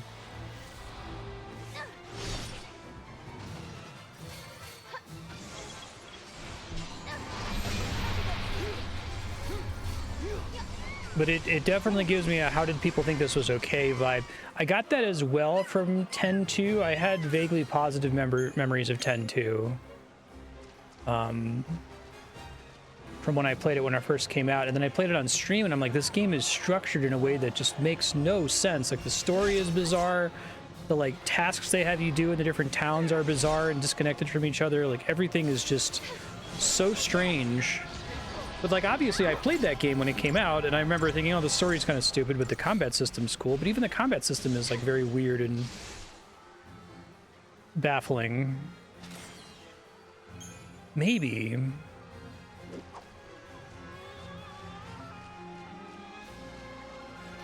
I have to wonder to what extent, maybe this is part of it. I think playing it while streaming requires me to comment on what's happening all the time, right?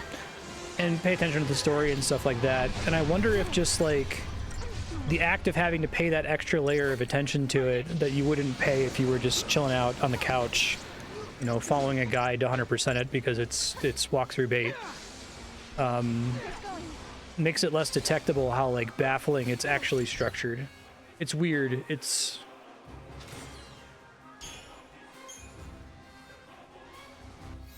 like the back half of Metal Gear Solid 5, right, where the game is just literally unfinished, and what they've come up with as a thing to do is just like strange and empty. Yeah, the PS3 era is like maximum hubris, because this is right before they hit their true point of maximum hubris, which was Final Fantasy XIV 1.0, right? Where they just felt like they were completely unstoppable. Whatever they made was automatically good. There was no need to check it. Actually, you know, I played 12 on stream. I had vaguely positive memories of 12 and thought that 12 was also kind of a baffling game. Not anywhere near as off the rails as 13 in this game. But still kind of had that, like, what's going on? Like, why are we doing this in the order that we're doing it? Like, obviously there was a cool story happening behind the scenes in 12, and they obviously got much worse with that coming into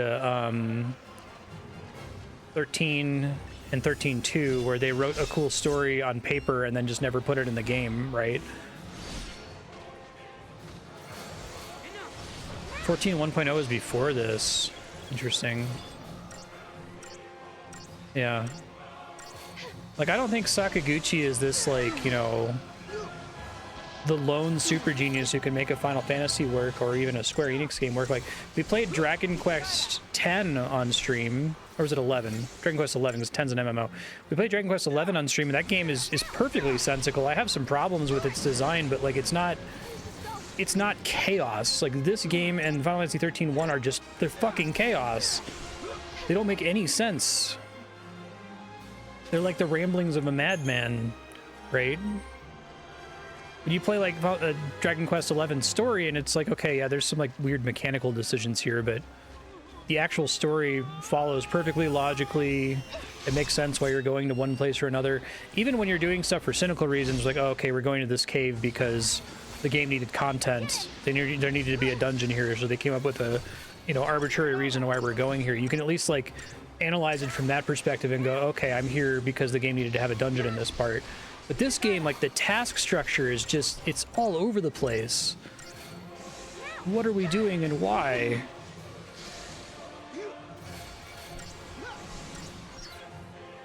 Yeah. This was just before Realm Reborn came out, huh? I am interested. I've heard mixed reviews of Final Fantasy 16. I said for the longest time that I'd love Yoshi P to be in charge of Final Fantasy, because I feel like he kind of gets it. I have lots of problems with Final Fantasy 14, but I think it being nonsense isn't one of them. Like, it seems like Yoshi P's real skill is that he's the god project manager, so he can get everyone together and make sure the thing gets fucking done, right? He might like dilute the game essence a bit to make sure that it gets done, but he's not going to have, like, you know, parts of it that are just obviously unfinished. I played a lot of AAA games where it feels like you play parts of it that are, you know, at 400% effort, and the trade-off for that is there's other parts of the game that are at like 10% effort, right? And I think what Yoshi P does is he makes sure the entire game is at 70% effort or something, right? It feels consistent. It's not this really weird bouncing, inconsistent time investment on the part of the developers. December 2011, December 2012 for Realm Reborn. No kidding. Well,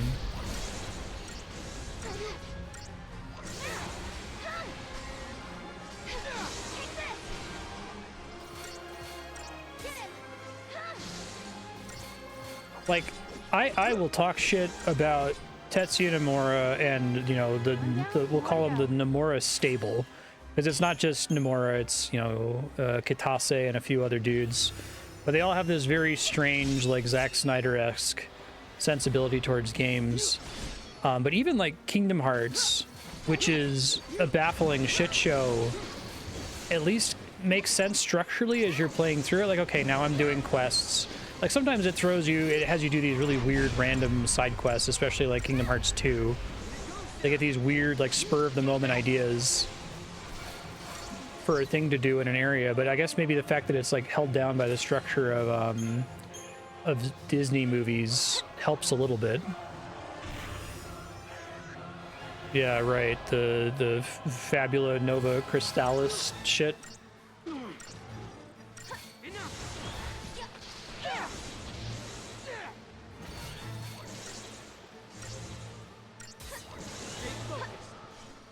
I guess part of it, so what's the Metacritic for this game? Let me double check it. I think I've looked it up before.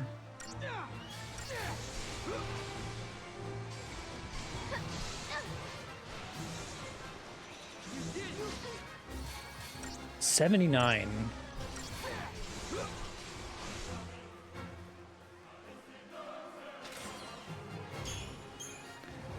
Like, I wasn't a kid when this came out.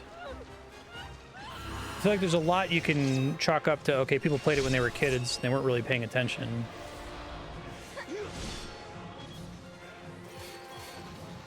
Maybe I should try playing this game on acid. Maybe it makes sense on acid. And then that's not like, oh, herder, what were they on shrooms when they made this game? Like, I don't mean it's like weird in that respect.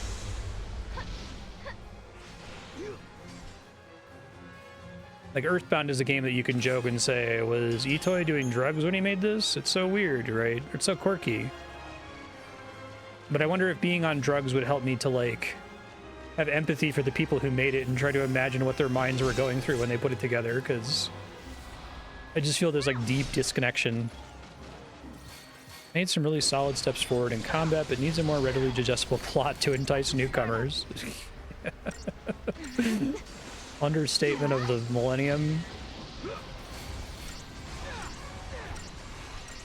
So I know there was a demonstrable unfair Western media prejudice against JRPGs, right? That's not cool, and I know that, like, Yoshi P was really upset about it, and I understand why.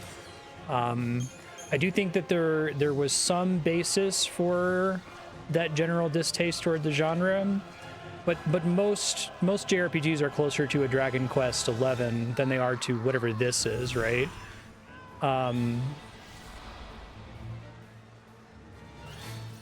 Overthinking the right opinion instead of forming their own opinion, it makes them blind to angles. Yeah, I was gonna say, like, I wonder if there's sort of an opposite effect happening in response to this. Like, it seems like there starts to be an understanding that it is unacceptable to come out with just a brutal review in a big mag like IGN, to just come out on IGN and say, like, this game is dog shit. Or not, maybe not this game is dog shit, but this game is like a baffling, chaotic mess and it makes no sense to me. You know, 2 out of 10, fuck this game, right? Like, maybe you as the person writing the review think that and believe that while you're playing it, but you know for structural reasons that you can't publish that opinion, because then IGN is going to get death threats from all the Final Fantasy stands who are like, what are you talking about?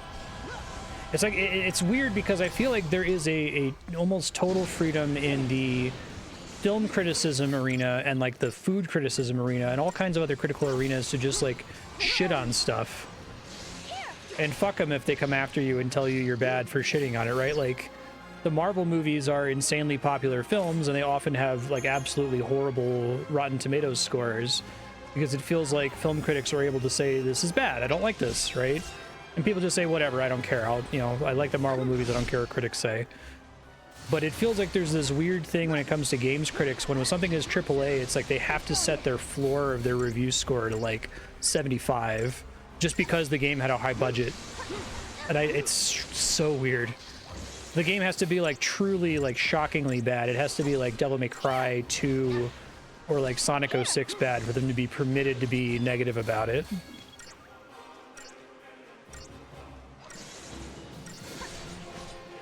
Yeah, exactly. There's like institutional momentum, like franchise momentum with their prior positive associations with it. I don't think it completely comes out of nowhere, because I was deeply shocked playing 12 again. I really thought 12 is kind of an interesting game. I don't know if the whole like single player MMO thing is the best idea, but I felt like overall it had a cool story. It reminded me of Final Fantasy Tactics, right? Final Fantasy Tactics is a pretty solid story when it's localized well. But it also has these kind of like weird, baffling gameplay decisions where there's these strange pacing when it comes to the dungeons, strange pacing when it comes to the side quest content. Most of the story happens off screen from your characters, and not in like a cool Raiders of the Lost Ark way where like if your characters didn't exist the same things would happen. Someone gave Bioshock Infinite a 4 and everyone was like, cheap clickbait.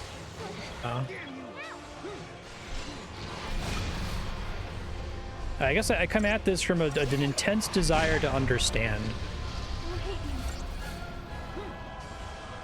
13 was... This game is worse than 13 because this game is like taking 13 and like putting it in a paper shredder or like turning it into confetti and throwing it in the air. You're taking something that's already kind of like incomprehensible and making it even more incomprehensible into little tiny bite-sized pieces. Review aggregators for a mistake. Well, I don't know. I will keep coming back and defending Metacritic. One, because my stream is dependent on it as a system. I know we keep encountering situations where it doesn't work.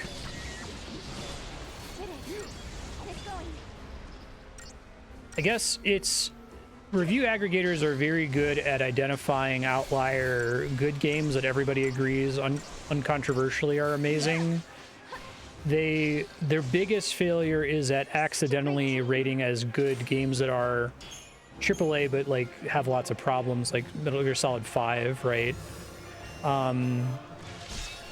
Very occasionally, you think OpenCritic's better than Metacritic? What's the difference? They just include more evaluators, like they allow more critics to be included. Yeah, the gaming community fails to have mature discourse. To me, like, is there a gap between the Metacritic score, what I, subjectively think my score is, and do I think the critics are literally wrong? Like, is an interesting point of like stream discussion for any game we play, In most cases, I think I don't mind if all the critics said this and I personally subjectively disagree, but I do think there are cases like Metal Gear Solid 5 where they're just wrong, right? Like the game literally falls apart in the back half.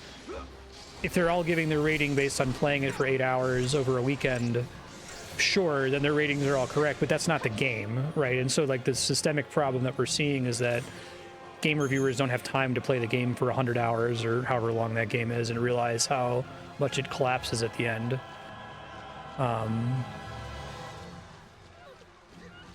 OpenCritic's algorithm is public and differentiates into people recommend this versus what is the raw score. Okay, so kind of like a Rotten Tomatoes approach with the recommend or not. Counts for sites that don't score games. Okay, I might take a look at it and see where it falls there. We'll just look at this game.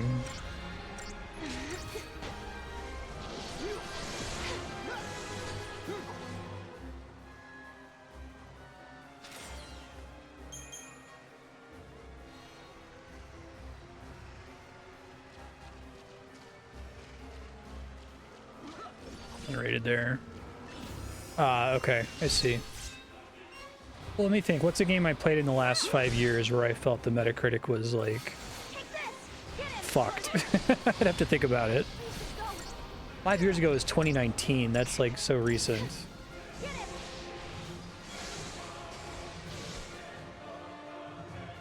Tunic, maybe?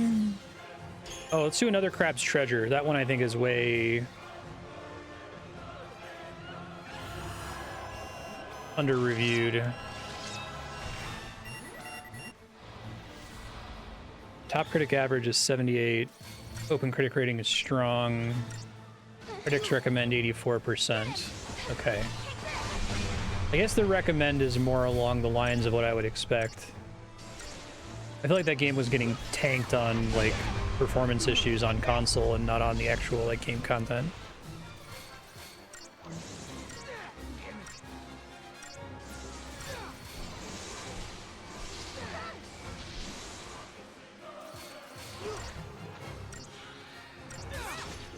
I feel like there's something interesting to be said though about like what sort of game is failed by Metacritic and why. Like, what is the thing that's happening to cause the score gap? I think it's uncommon, but does happen that a game that's really good gets kind of like bad reviews on Metacritic due to arbitrary bullshit like, oh, had performance issues on launch that are gone now.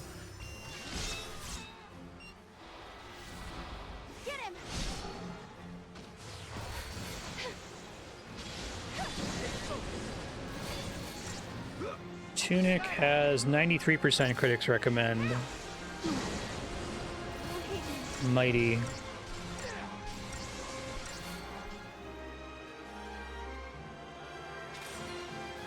Yeah. Seems reasonable.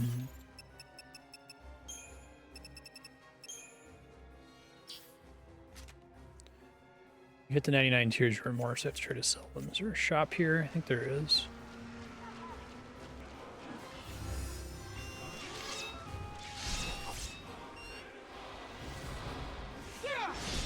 Yeah.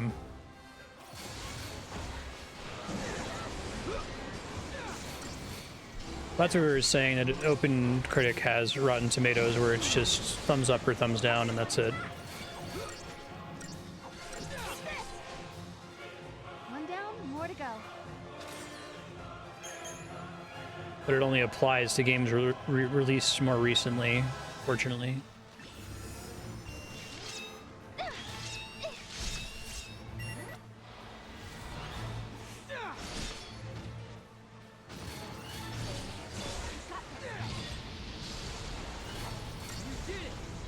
I guess one of the problems with this game is that basically an F for a AAA game is anything lower than a 70. So the fact that it has a 79 is also pretty damning compared to like the better Final Fantasy games that are up in the 80s or low 90s. What does Dragon Quest XI have? That game's really good. 91, yeah, that sure. They seem to have understood that one.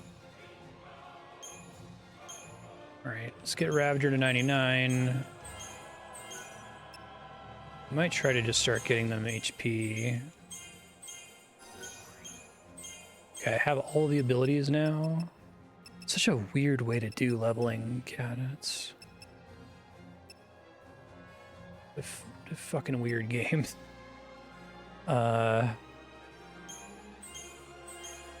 HP is probably more crucial, but it's like I need like DPS is more important in this game than it would be in another game because every battle essentially has a hidden time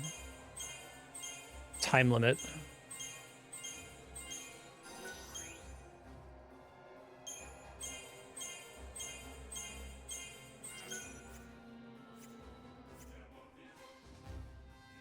I kind of like really dislike that this game has the Crystarium work the way it does, because it's like it's almost that you don't have choices, but you have a choice that's like super boring and you have to go in there and like commit it all the time.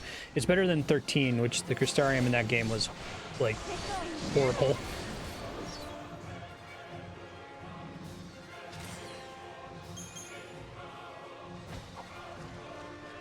Oh, I never forgave this. I hated this game so much when I was playing it before.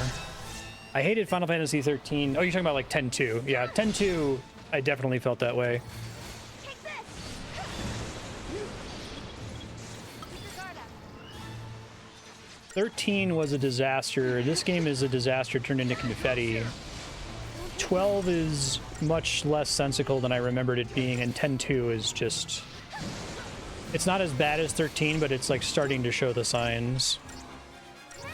3 different future periods that are all the same, but there's a slightly different, like, palette swap tint to the sky.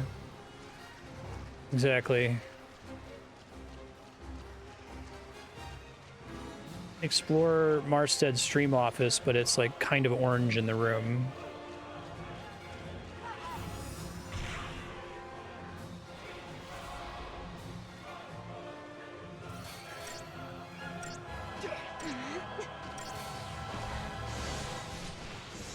I've heard 13.3 is okay. So if it's after Final Fantasy 14 1.0's disastrous launch, like enough time after that that they knew that they couldn't rest on their laurels anymore and the era of hubris was over. But then I heard 15 is fucking weird too, so I don't know. I guess 15 was in development for like forever, right? Because Nomura and the Nomura stable can't like put out a fucking game in a reasonable turnaround time.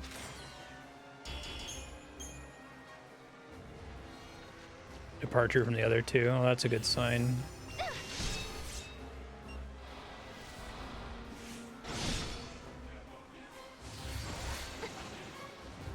Yeah, it's like it was supposed to be a compilation Fabula Nova Crystallis thing that got canceled, and they like recovered the assets into 15.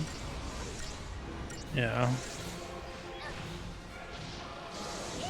And fabulous exploding star crystals. Thank you, Spiky, for that way of characterizing it.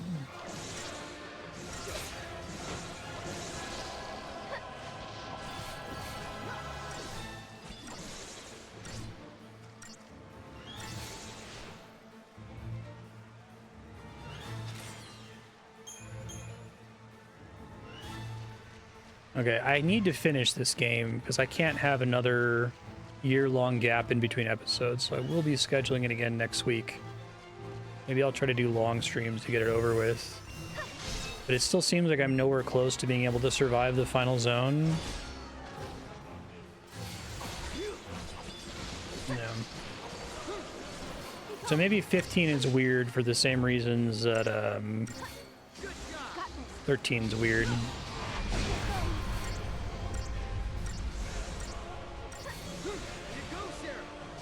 And then I don't know anything about 16, aside from that it's Yoshi P and Koji Fox and those folks. It's maybe too wordy, but I've heard that it's got kind of mixed reviews, so I'm interested to play that one. I imagine it's like mixed, but fine. It's not like nonsense like this is.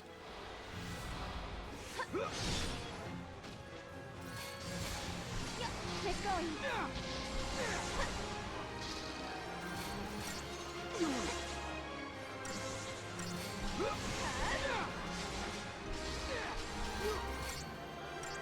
Though it comes to Steam. Oh, is it on PS5 only? Did it. Didn't know that.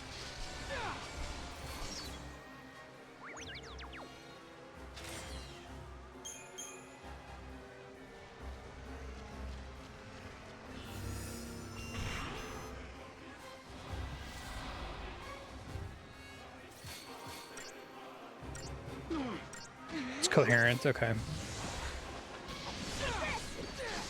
It's probably easier to tell a coherent story with their storytelling style in a single-player game without having long gaps in between patches and multiplayer dungeons in between pieces of content, so I look forward to experiencing that. Yeah, it's fine.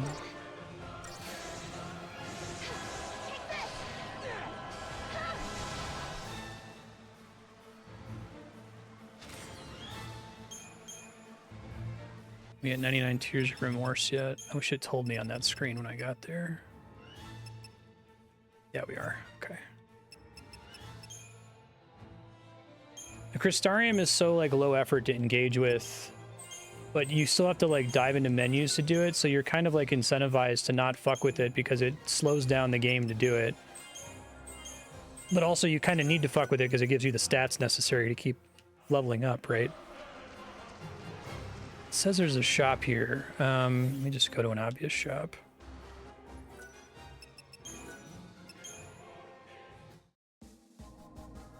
People want more than fine from Final Fantasies. I just want them to, like, Dragon Quest has the right idea. Just make it turn-based, you guys. Like, everything doesn't need to be a fucking action RPG. I'm sorry. It always comes off to me as, like, weirdly defensive and unnecessarily defensive. And it's like, do you care? Oh, God. Great. Cool. Do you care about what people think about this or not? Because I get the sense that they really, really, really care. And I don't think they need to at all. Fuck. I'm gonna die here. Well, I guess we'll find out if I'm gonna die.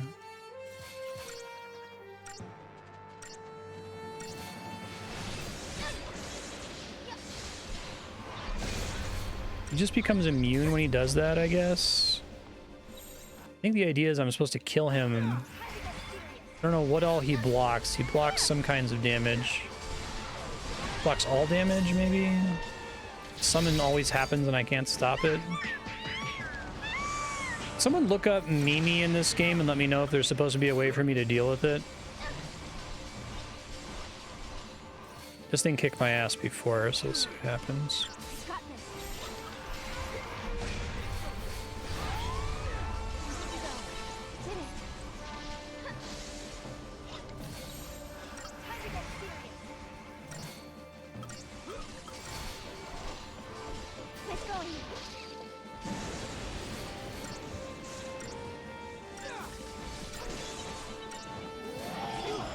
Yeah, I do like that Final Fantasy tries to change things. I guess I don't want to imply that I don't think that.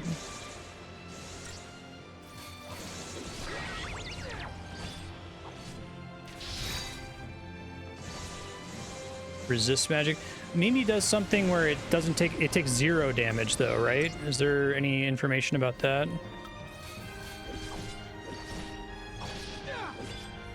Like it does a summoning thing where it summons this thing that fucks me up.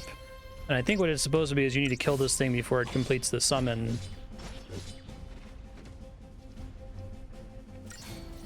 Just go ahead and kill me. How could this happen?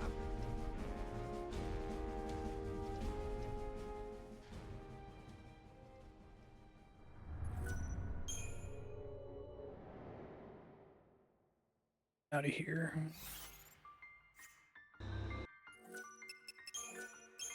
Just have to find a shop to sell my shit to really quick. Time and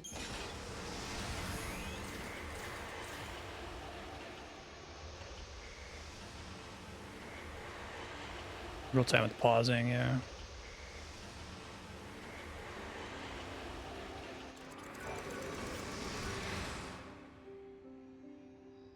Yeah, that's definitely problematic about Dragon Quest, and I complain about that whenever I play it, but I like that they're okay with it. It's turn-based, right? You can still fuck around with new subsystems, and I mean, Final Fantasy 1 through 10, ATB is essentially still turn-based, but they still managed to come up with new, like, what's the word? Well, paradigm-shifting concepts for each game, right? Like, the draw system is pretty different from the job system, is pretty different from the materia system, but they're all still broadly turn-based. Yeah, the situation with FF7 is, like, deeply saddening, I think.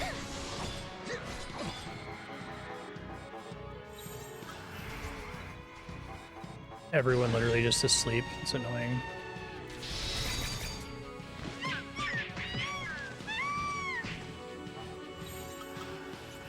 I can't even get the guy to top us off. Okay.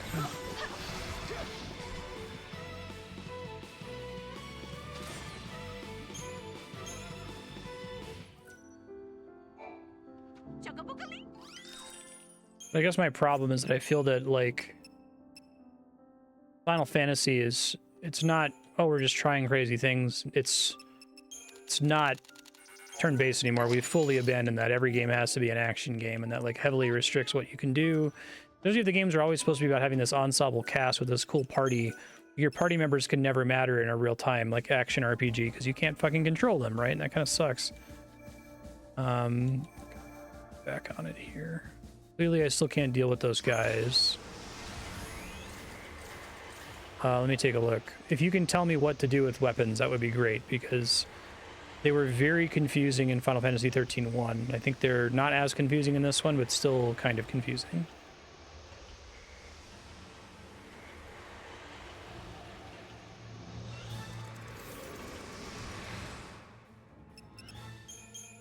All right, she has a raging arc.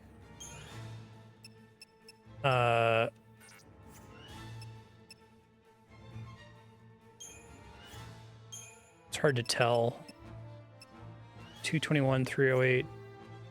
So like 45 physical and like 63 magic, something like that. I just unlocked those while I've been grinding.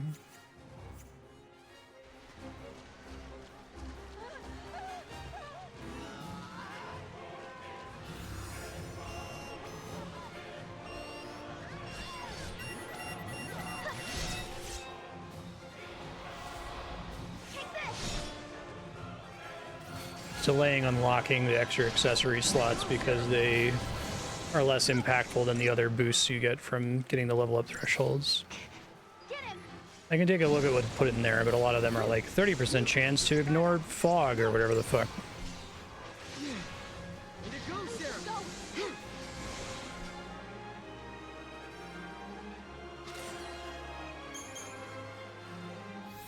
Right. Yeah, I don't have... I actually literally can't equip any of my other accessories, so... Max HP, potions, and Libra. Yeah, exactly. That's part of why the extra slots are less useful.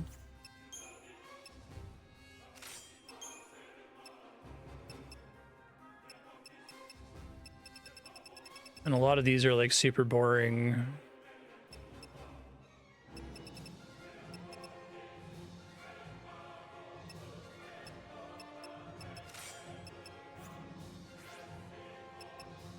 Can I significantly increase capacity here versus just slots?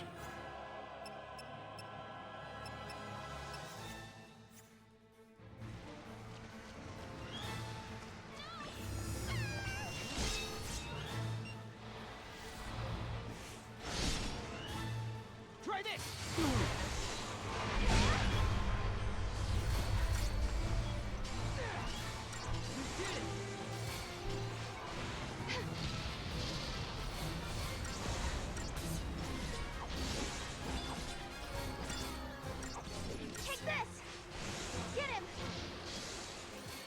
If I can get any help on what I can do about my weapons, I would greatly appreciate it. I think, like the first game, you don't really look for an upgrade to the weapon, you just keep upgrading a weapon.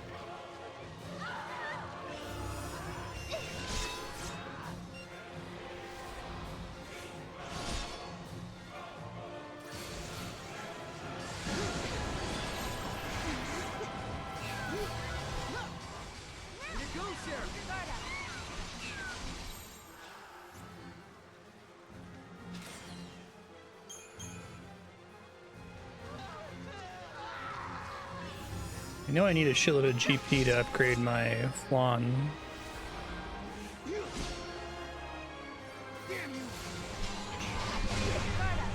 Yeah, I can agree with that. This name, Amethyst 10 does a lot of cool stuff with that.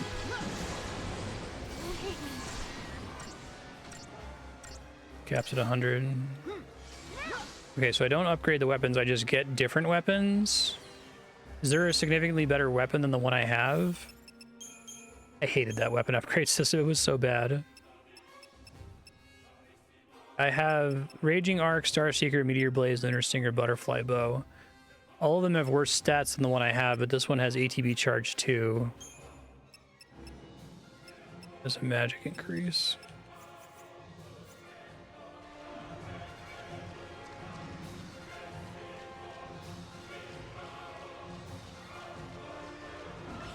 %10 drop from a, why are you like this game?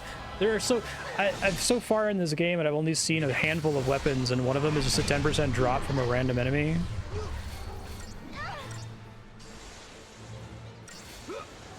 Nice going.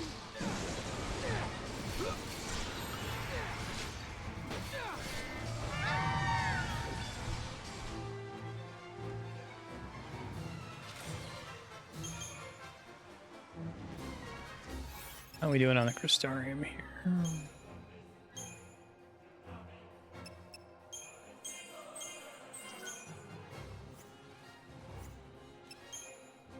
Levels are starting to get pretty expensive. They might cap out at 800.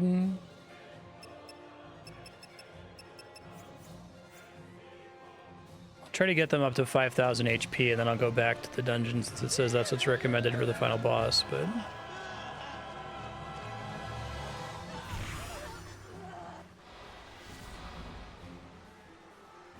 Okay.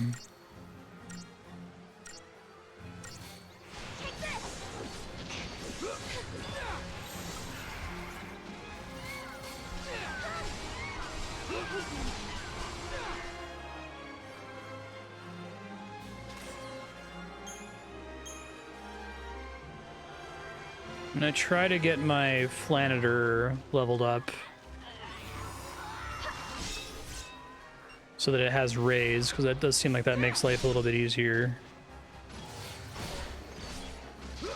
But then I have to also invest a bunch of money in leveling up that monster we recommended for Ravager.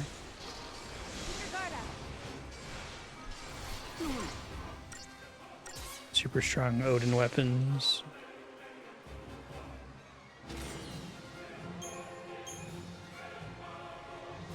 Yeah.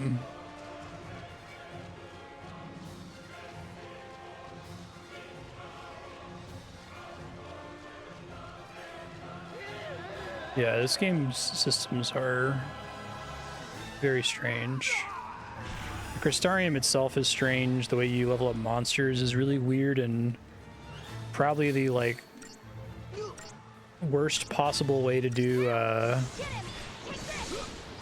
like it's a huge sunk cost problem, right? That every time you spend a level up item on one of your monsters, it's an item that's lost forever, and those items are so expensive to get.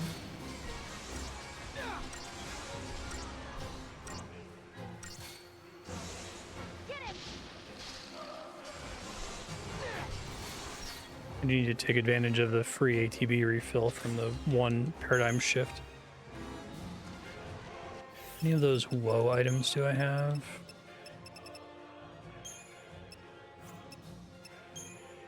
$21.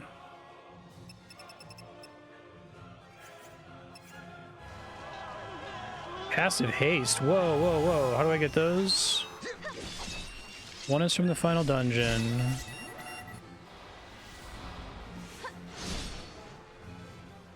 Arclight step.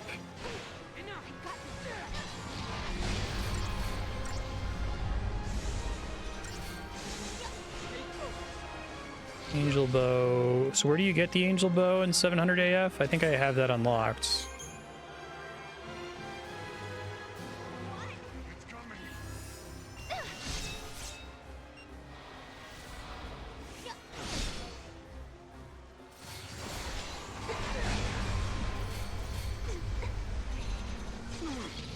There's a vendor. I can check and see if I have enough money to buy anything. Yeah, you're probably looking at the same site as me, where it's like, it seems like it has a ton of information on it, but it's like, it's a site that would be great if you already understand everything about the game.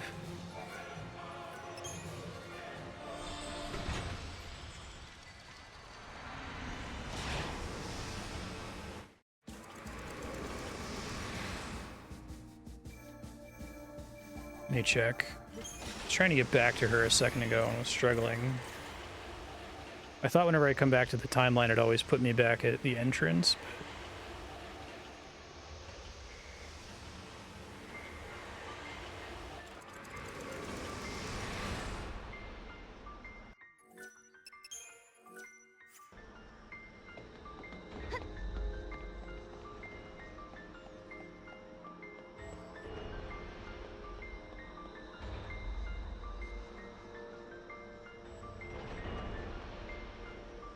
Passive haste sounds extremely helpful. I would like to have that very much. I don't know what happens every time I fall here. It's going forward. So these guys are going to kill me instantly.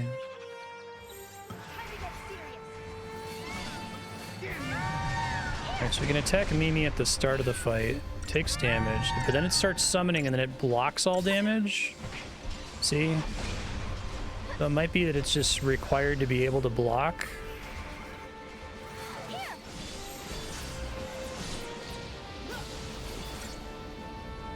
And then this guy essentially one-shots me once he stands up.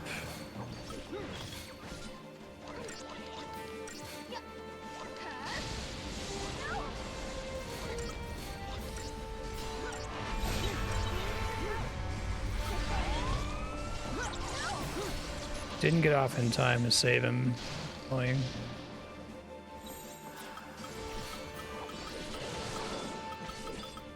hate the way Phoenix Down usage works in this game. But let's see if he just won. Yeah, and that just happens.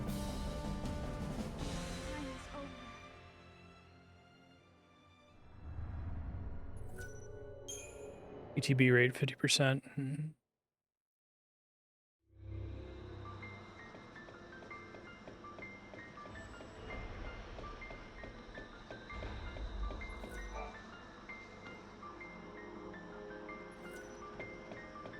This thing like a checkpoint, basically? Cactuar statue?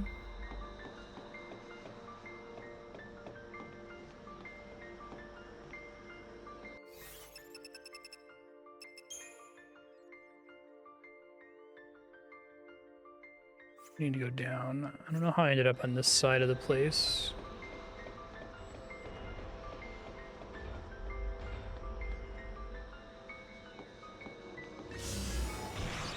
I don't seem to be able to get off here.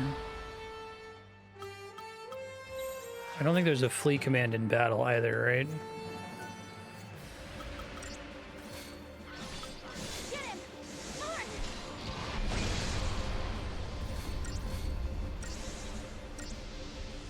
Try this. 5 to 10% is fine if it's an accessible enemy.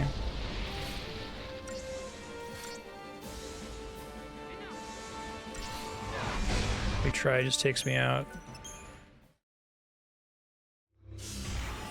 But they still spawn immediately and I have to deal with them because I can't run away from them, right?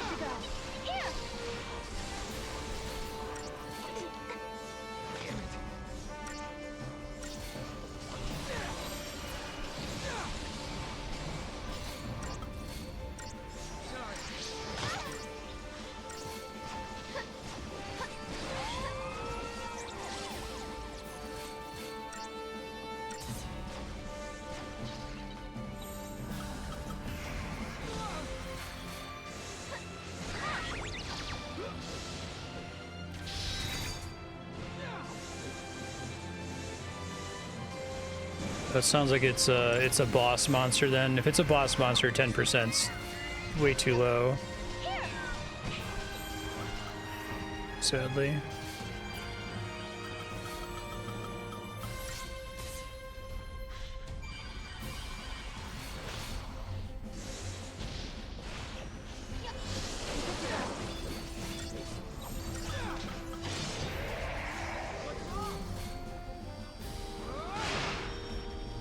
It causes me to not die when he swings at me, but I don't know how to control for the rest of this. Mana drive, protect. He attacks too often for me to... And he does a big AoE attack that hits everyone. I don't think there's anything I can do about that, annoyingly.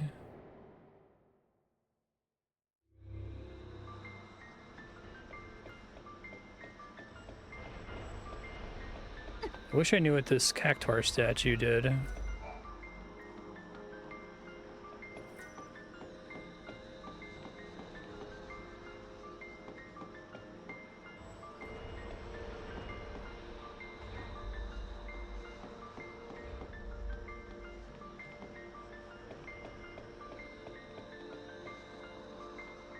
Google FF13.2 how to deal with Proto Behemoth battle.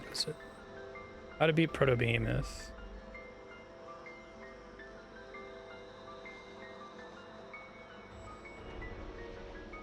Leveled up more.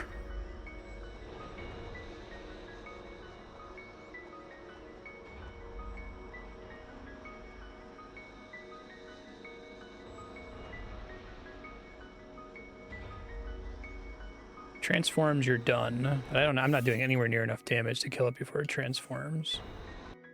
Okay, let me try to find this one. Said is here, New Bodum. Is that the 700 or Dying World? Hold on.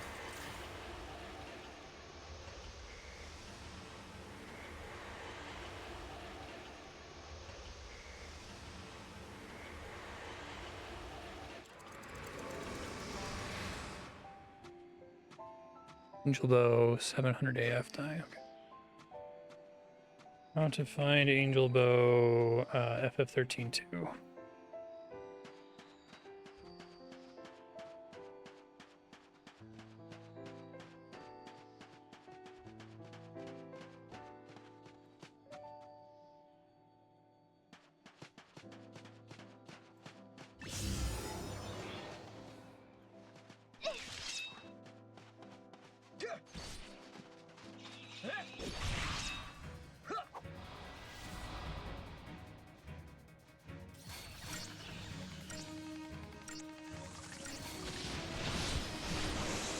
Be bought from episode 5 onward for 2200 gil and a segmented carapace.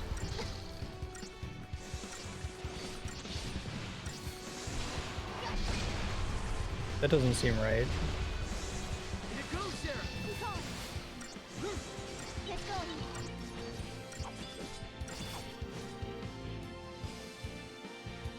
I'll try to get back to the Chocolina lady in the final zone really quick.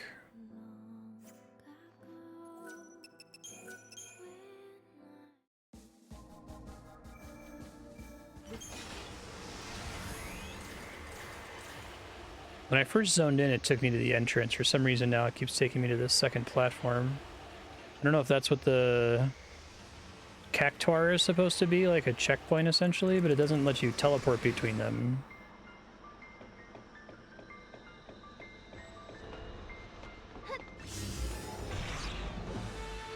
So you said you think if I run out of the circle, I've successfully run away from them?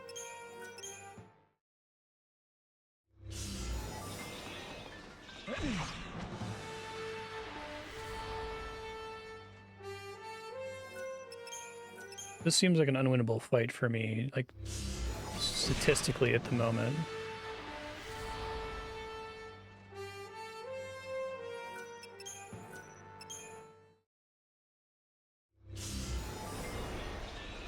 Great.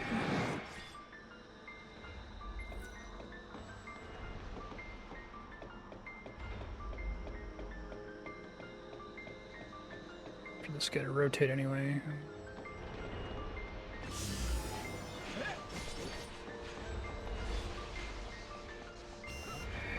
Okay, there there it goes, thanks.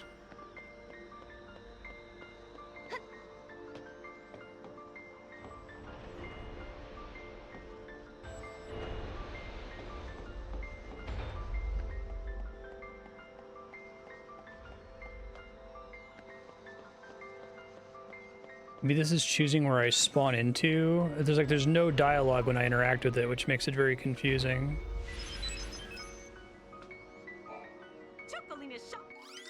Okay. Weapons.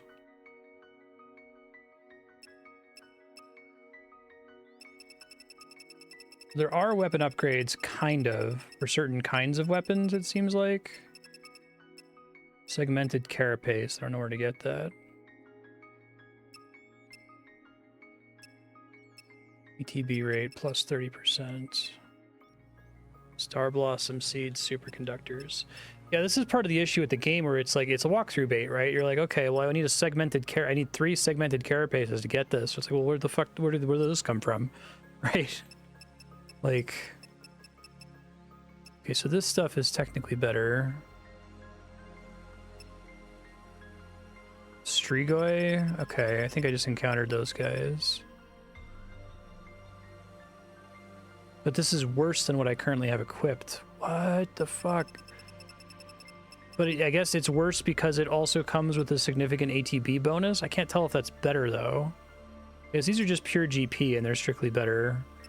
Make sure the ones I have equipped don't have some kind of fancy thing on them already that I'm neglecting. It doesn't matter whether...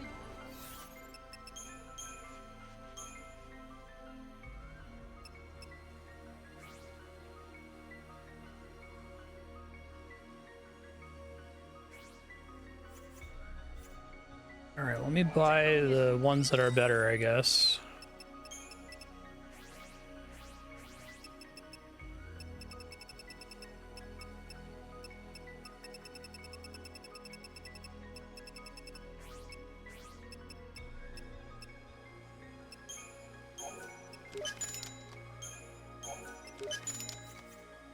It's all my money, so I can't spend it on upgrade stuff.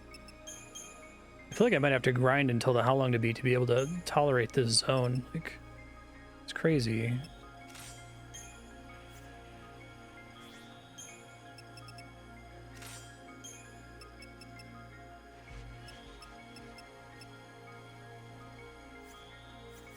See if that makes a noticeable difference at all. I don't think I want to grind for the thing with the ATB bows, because I can't tell based on the math if the ATB bonus is worth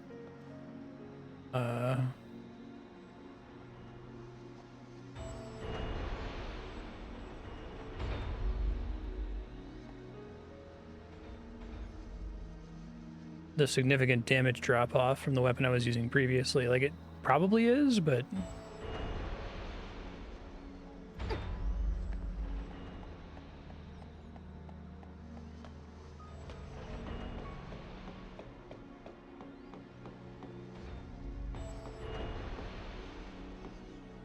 this place really sucks too. It's annoying to explore.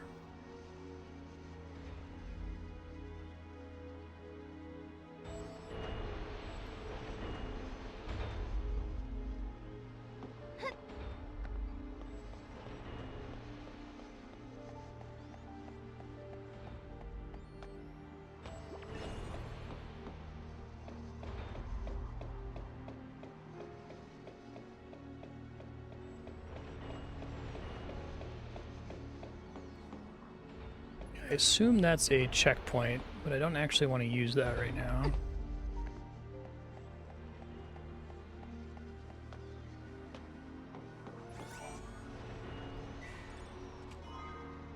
A map.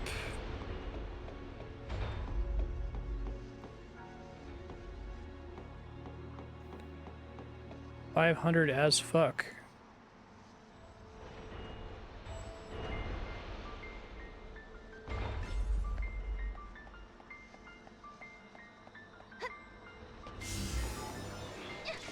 Maybe I'm just not supposed to fight that one with the summoner guy. I think these enemies are more tolerable, if I recall correctly.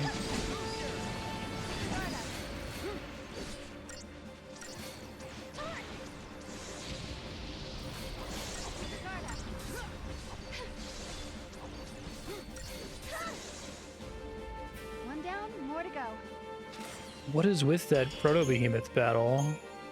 I could understand it if it was designed to be like a, like, hey, you need to kill this enemy before it summons the thing, otherwise you're gonna basically have a game over. But it doesn't work that way, because in practice, the thing that does the summoning is just invulnerable until it summons.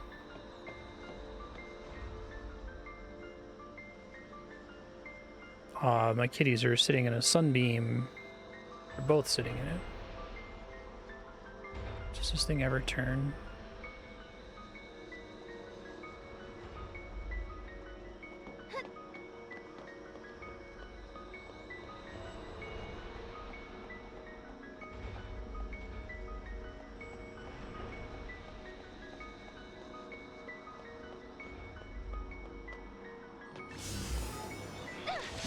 Try farming these guys because they drop one of the things I need to level up my monsters. I'm not sure, but I think it might be true that buying the monster level up stuff from Chocolina is like a deeply inefficient use of gil compared to just getting them as drops.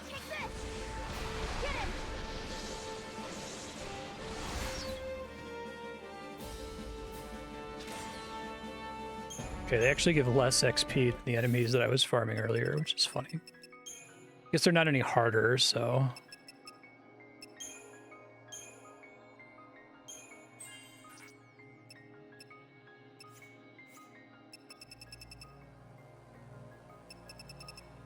I sort these guys by level, I guess.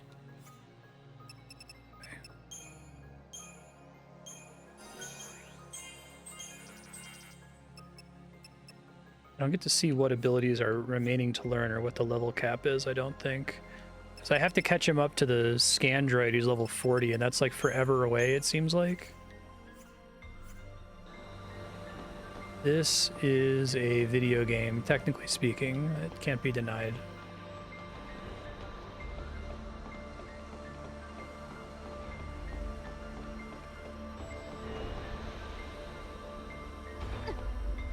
Upgradable weapons are DLC exclusive.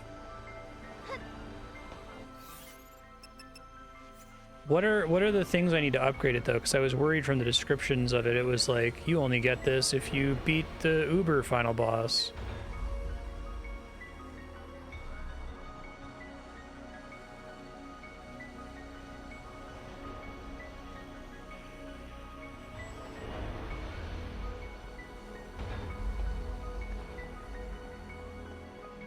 They're just from random mobs. That's funny.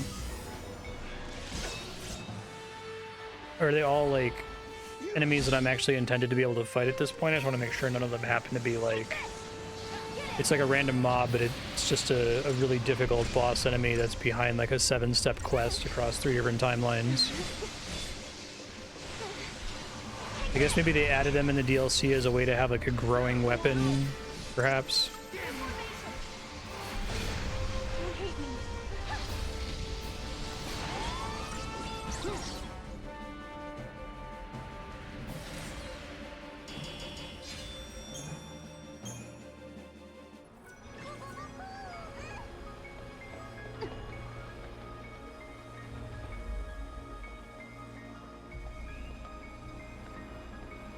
Change the weather to spawn him.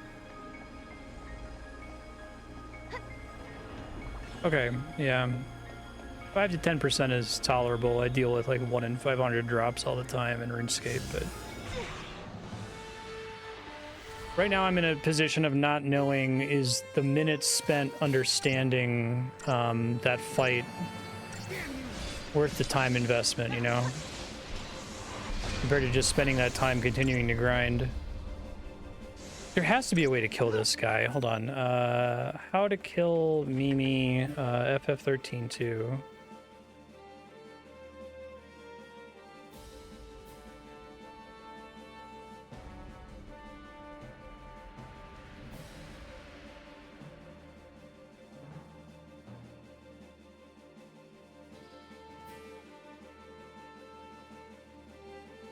You stagger it, maybe?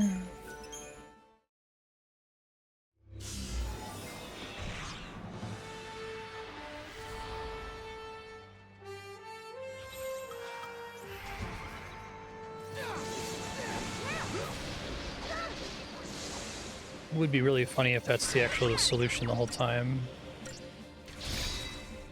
So I think that's what causes it to take damage.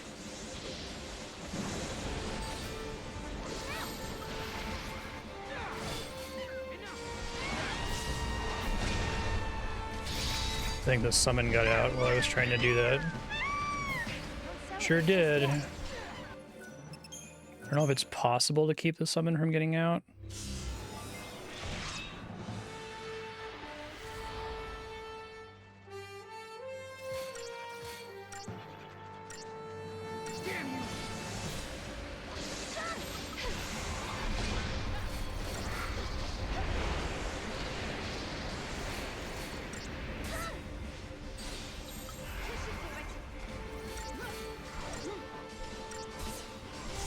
No.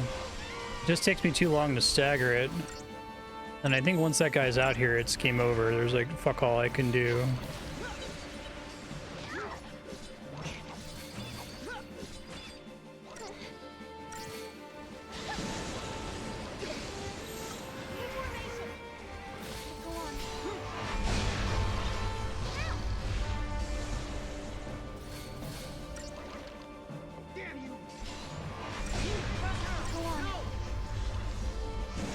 Forgot about juggling.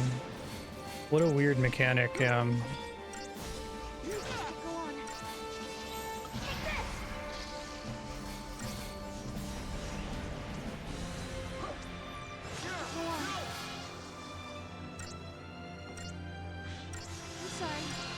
Just buff up as much as I can here.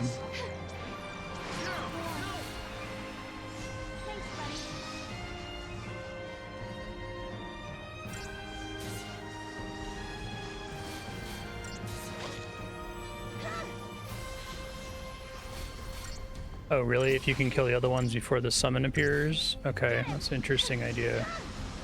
Can maybe try that next time. Thanks, buddy. This should do it. Now, get him.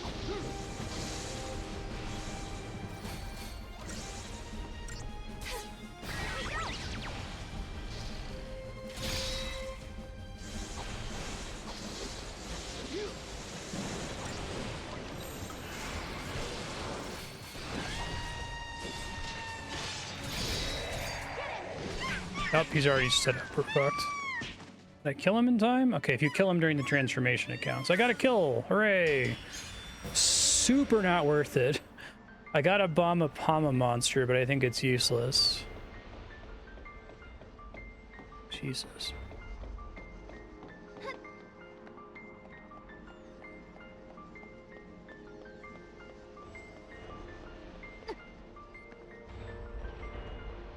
Wait, did I just turn around? I think I did.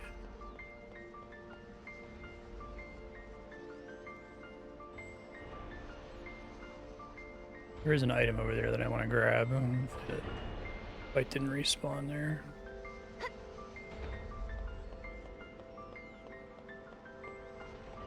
Grinding paid off, question mark.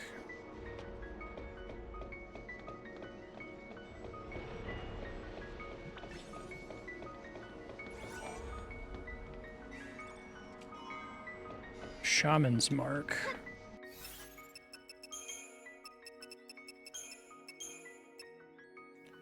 Magic by 16%. Just do that, I guess. It puts me at capacity with just 2 items equipped. That's why I wasn't doing the accessory slots before.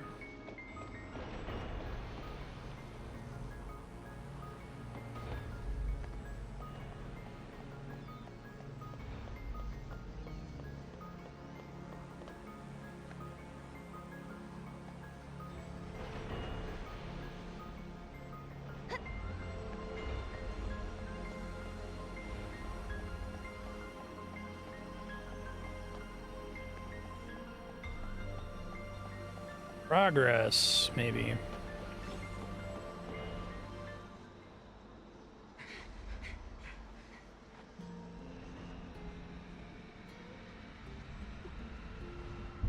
No, stop. You must not go this way.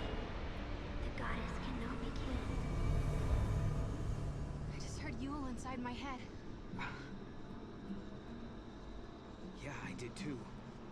She said something about not killing the goddess, right? What did she mean?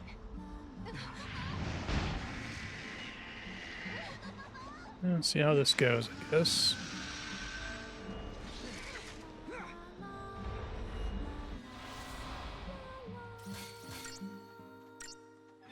Time can be stopped.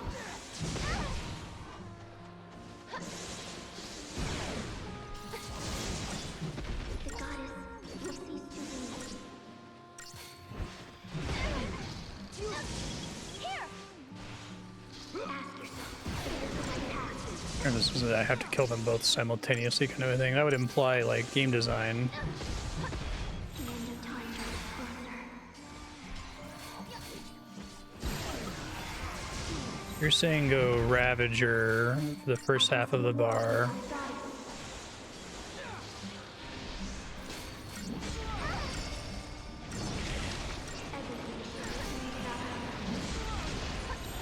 This is really funny because it feels like that battle with the Proto-Behemoth is substantially harder than everything else happening right now.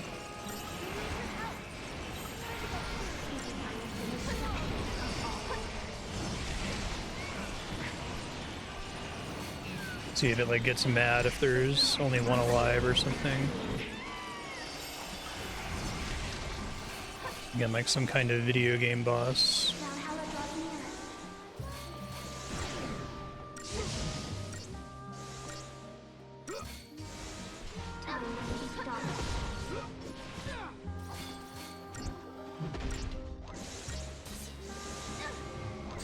You motherfucker.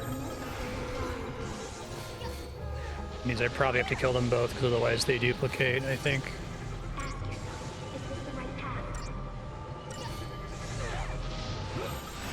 Yeah, okay. Roger that.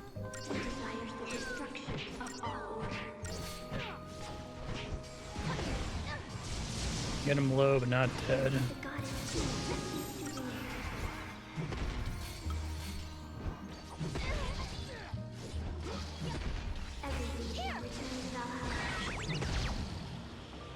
It's cool to have an actual like mechanic I have to play around.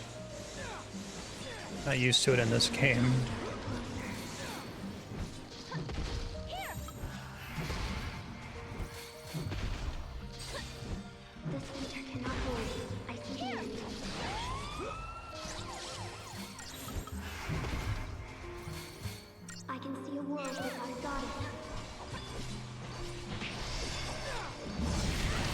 Ouch.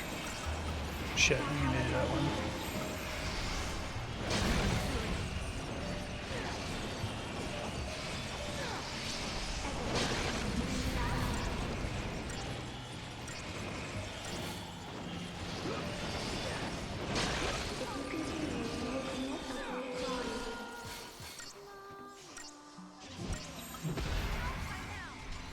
I can see a world without a goddess. Kill it before it splits here. Kill it, quick, go, go, go. Defeat a powerful enemy with perfect execution. Whatever you say, game. I'll have an episode title that's not grinding. That's nice. I can't hear you anymore. What about you, Mo? I don't know what the fuck you're talking about. Nothing. Not anymore. I wonder if it was Caius' doing. A trick to slow us down. The Yule stuff's really weird. Look!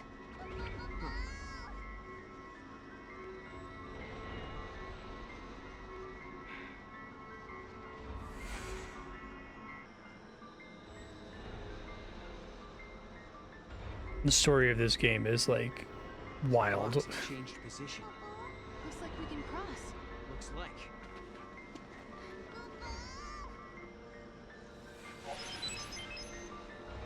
The powers of chaos have wreaked havoc in the city's walkways.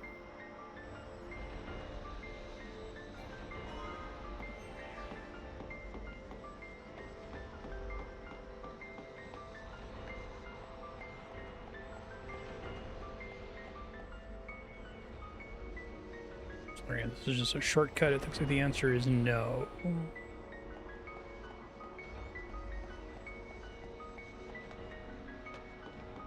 Someone needs to kill Chaos. I feel like I need to play that game. I'm worried that I don't get a saving indicator in this dungeon like I do elsewhere.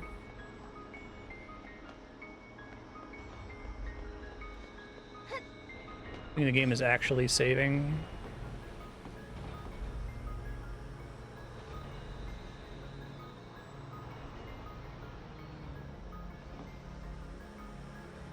The core mechanic of this dungeon feels like it's here to pad time.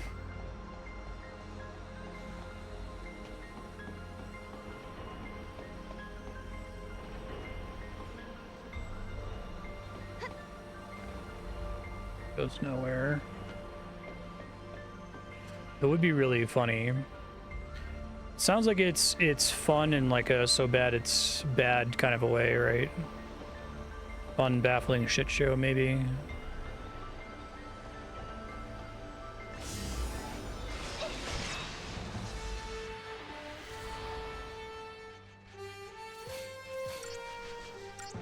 Do preemptive strikes actually do anything in this game?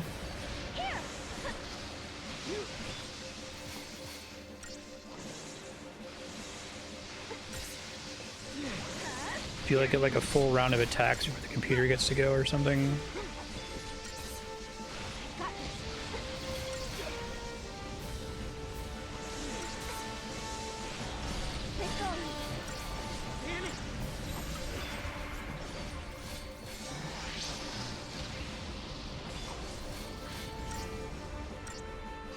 Our stagger bar. Okay.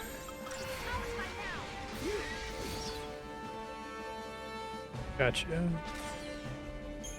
Maybe that matters for the annoying enemy that's been kicking my ass.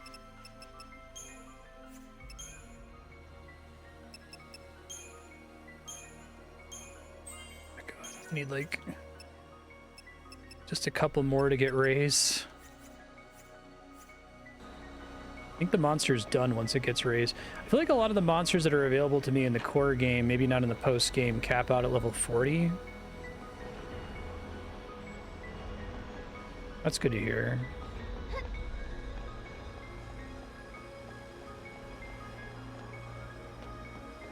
Guess I'll just take this. I love there's this like bizarre cactuar statue and you're like, oh, what's that? And it's a checkpoint, but the game just doesn't feel any need to tell you that.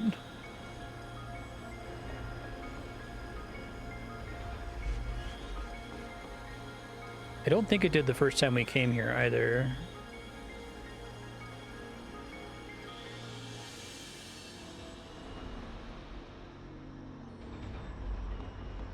Wasting time, inflating the how long to beat.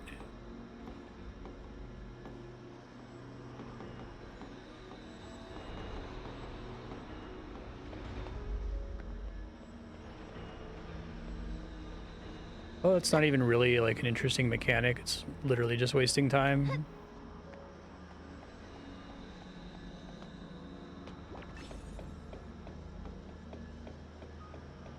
Oh, this place seems like it's gonna be a fucking nightmare.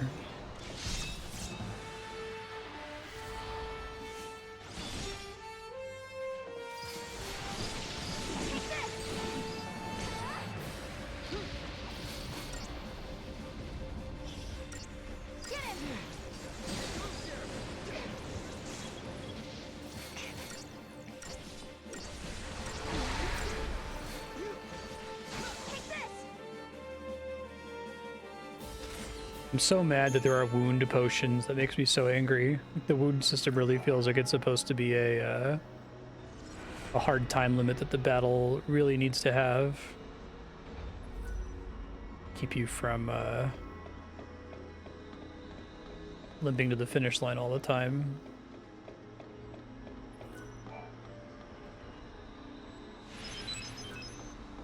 Bit of design space I prefer they not explore.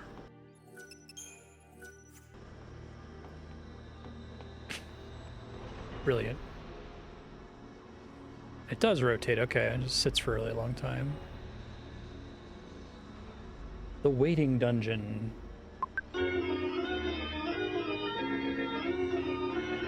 That whole thing plays before it rotates, I'll laugh.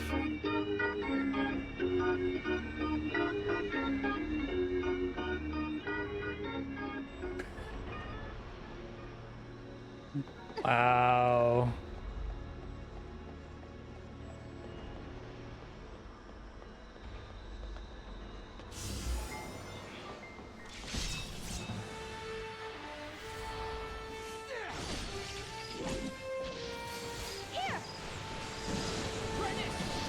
Hi, Benedict. You hungry, kitty? Sorry, I'm playing Final Fantasy 13 too instead of feeding you. I'm neglecting an animal's well-being, and all for what? Yeah, someone designed this. Presumably someone decided it was okay. That's always what blows my mind about shit like this, where it's like, you know that like a team of people all saw this and were like, yeah, that's fine. It's good, actually. One more. And then I think the Flaniter's maxed out at that point. Kind of cute that they have these like little like constellations. I think this one maxes out at 40 as well. Why is it better than the Zwerg's Gandroid? Underproof, well-grown, standard. Melee proof, late bloomer, spicy. I guess because it's a late bloomer. Dude, whatever. I don't. You fell. Go back through all the moving platforms. A devious mind, Terranin.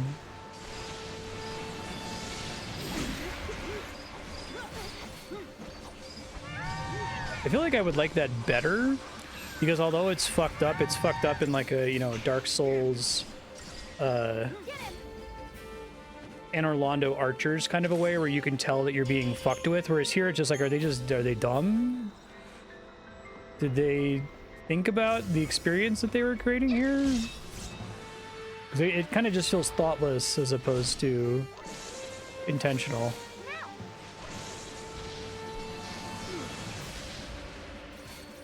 Alright, Managarmer.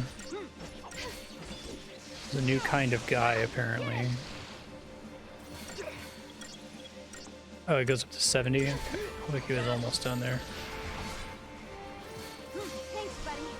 Yeah, they do have different level caps. I remember that, because there's a couple early monsters you get that cap out, like, basically immediately.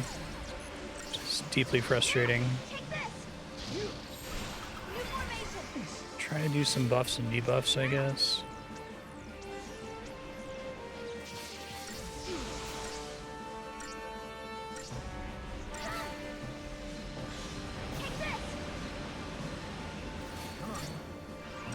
There's like one status effect that's really effective, if I recall, from the base games. Anyone remember which one it is?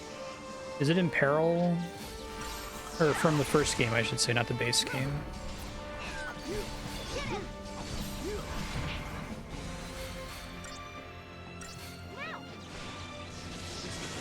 Shit.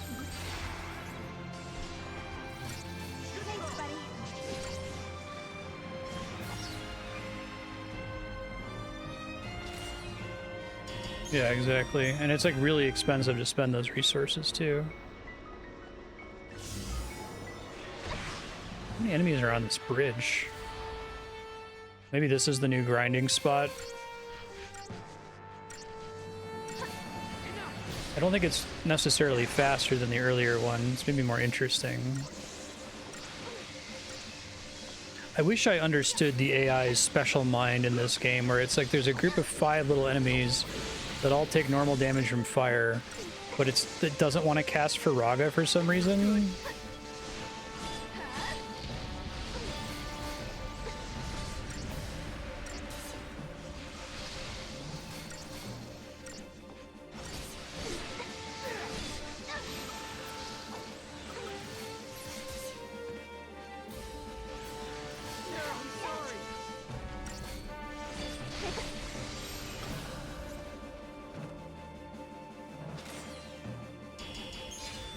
That might have been the one then. Hey, I caught a yeoman. What a treat.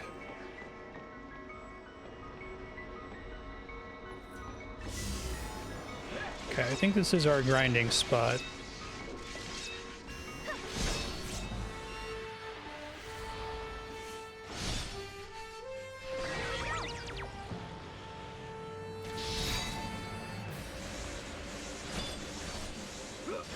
Try to finish getting to 5,000 health, since it sounds like that's pretty necessary to have any chance with the final boss.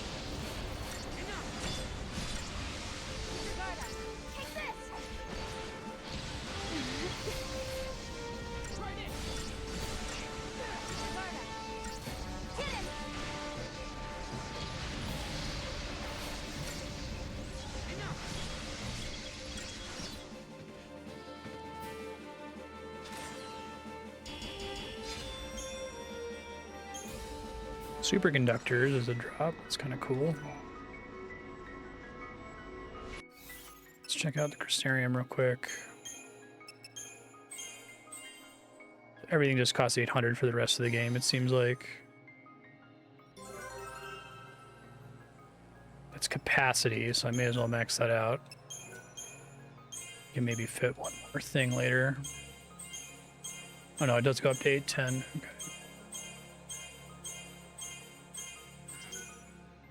Reward for least inspiring a level up system in any game.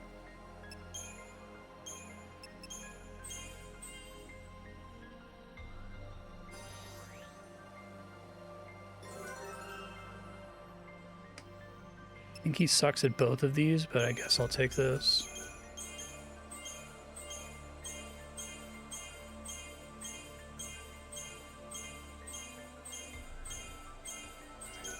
Okay, still not up to 5,000 HP. Sarah's definitely not at 5,000 HP.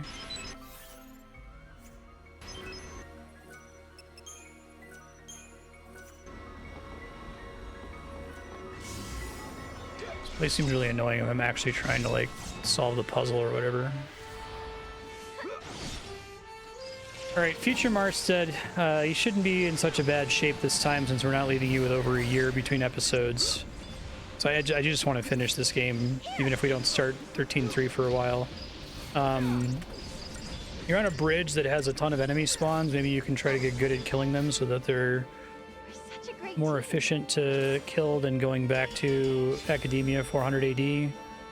That is worse Christogen points. It's better Gil. It's better drops. You need those drops to level up your monsters, whereas the stuff you get in 400 AD is kind of garbage. You're trying to finish maxing out... Oh, we might get it here. Okay, so the Flanitor is maxed out. You never have to touch him again. Flanbinero is your Ravager. You do want to finish getting him as high as you can. He apparently can go all the way up to level 70, which seems a little tricky to get. You could get a Silver Chocobo Sentinel and a Golden Chocobo Commando, but you're going to have to look up how to find them since you already have the other two and you haven't seen the two Chocobos anywhere before. You have these little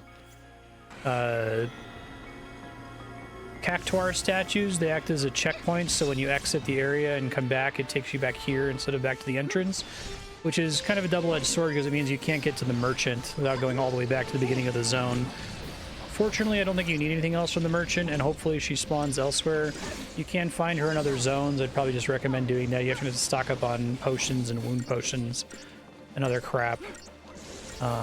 Things are going a little bit better now. If you encounter the proto-behemoth enemy, there's two ways to solve it. If you get a preemptive strike on the battle and then stagger Mimi immediately and then kill Mimi immediately because it only takes damage while staggered, you can stop the summon.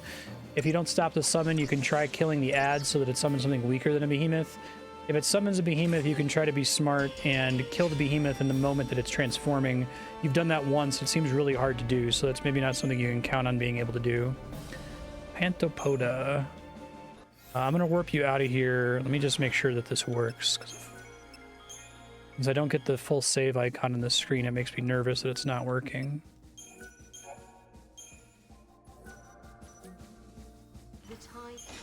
I think there is some kind of rudimentary autosave, but I'm not super sure how it works. What does the Imperil status effect icon look like, Ravanon?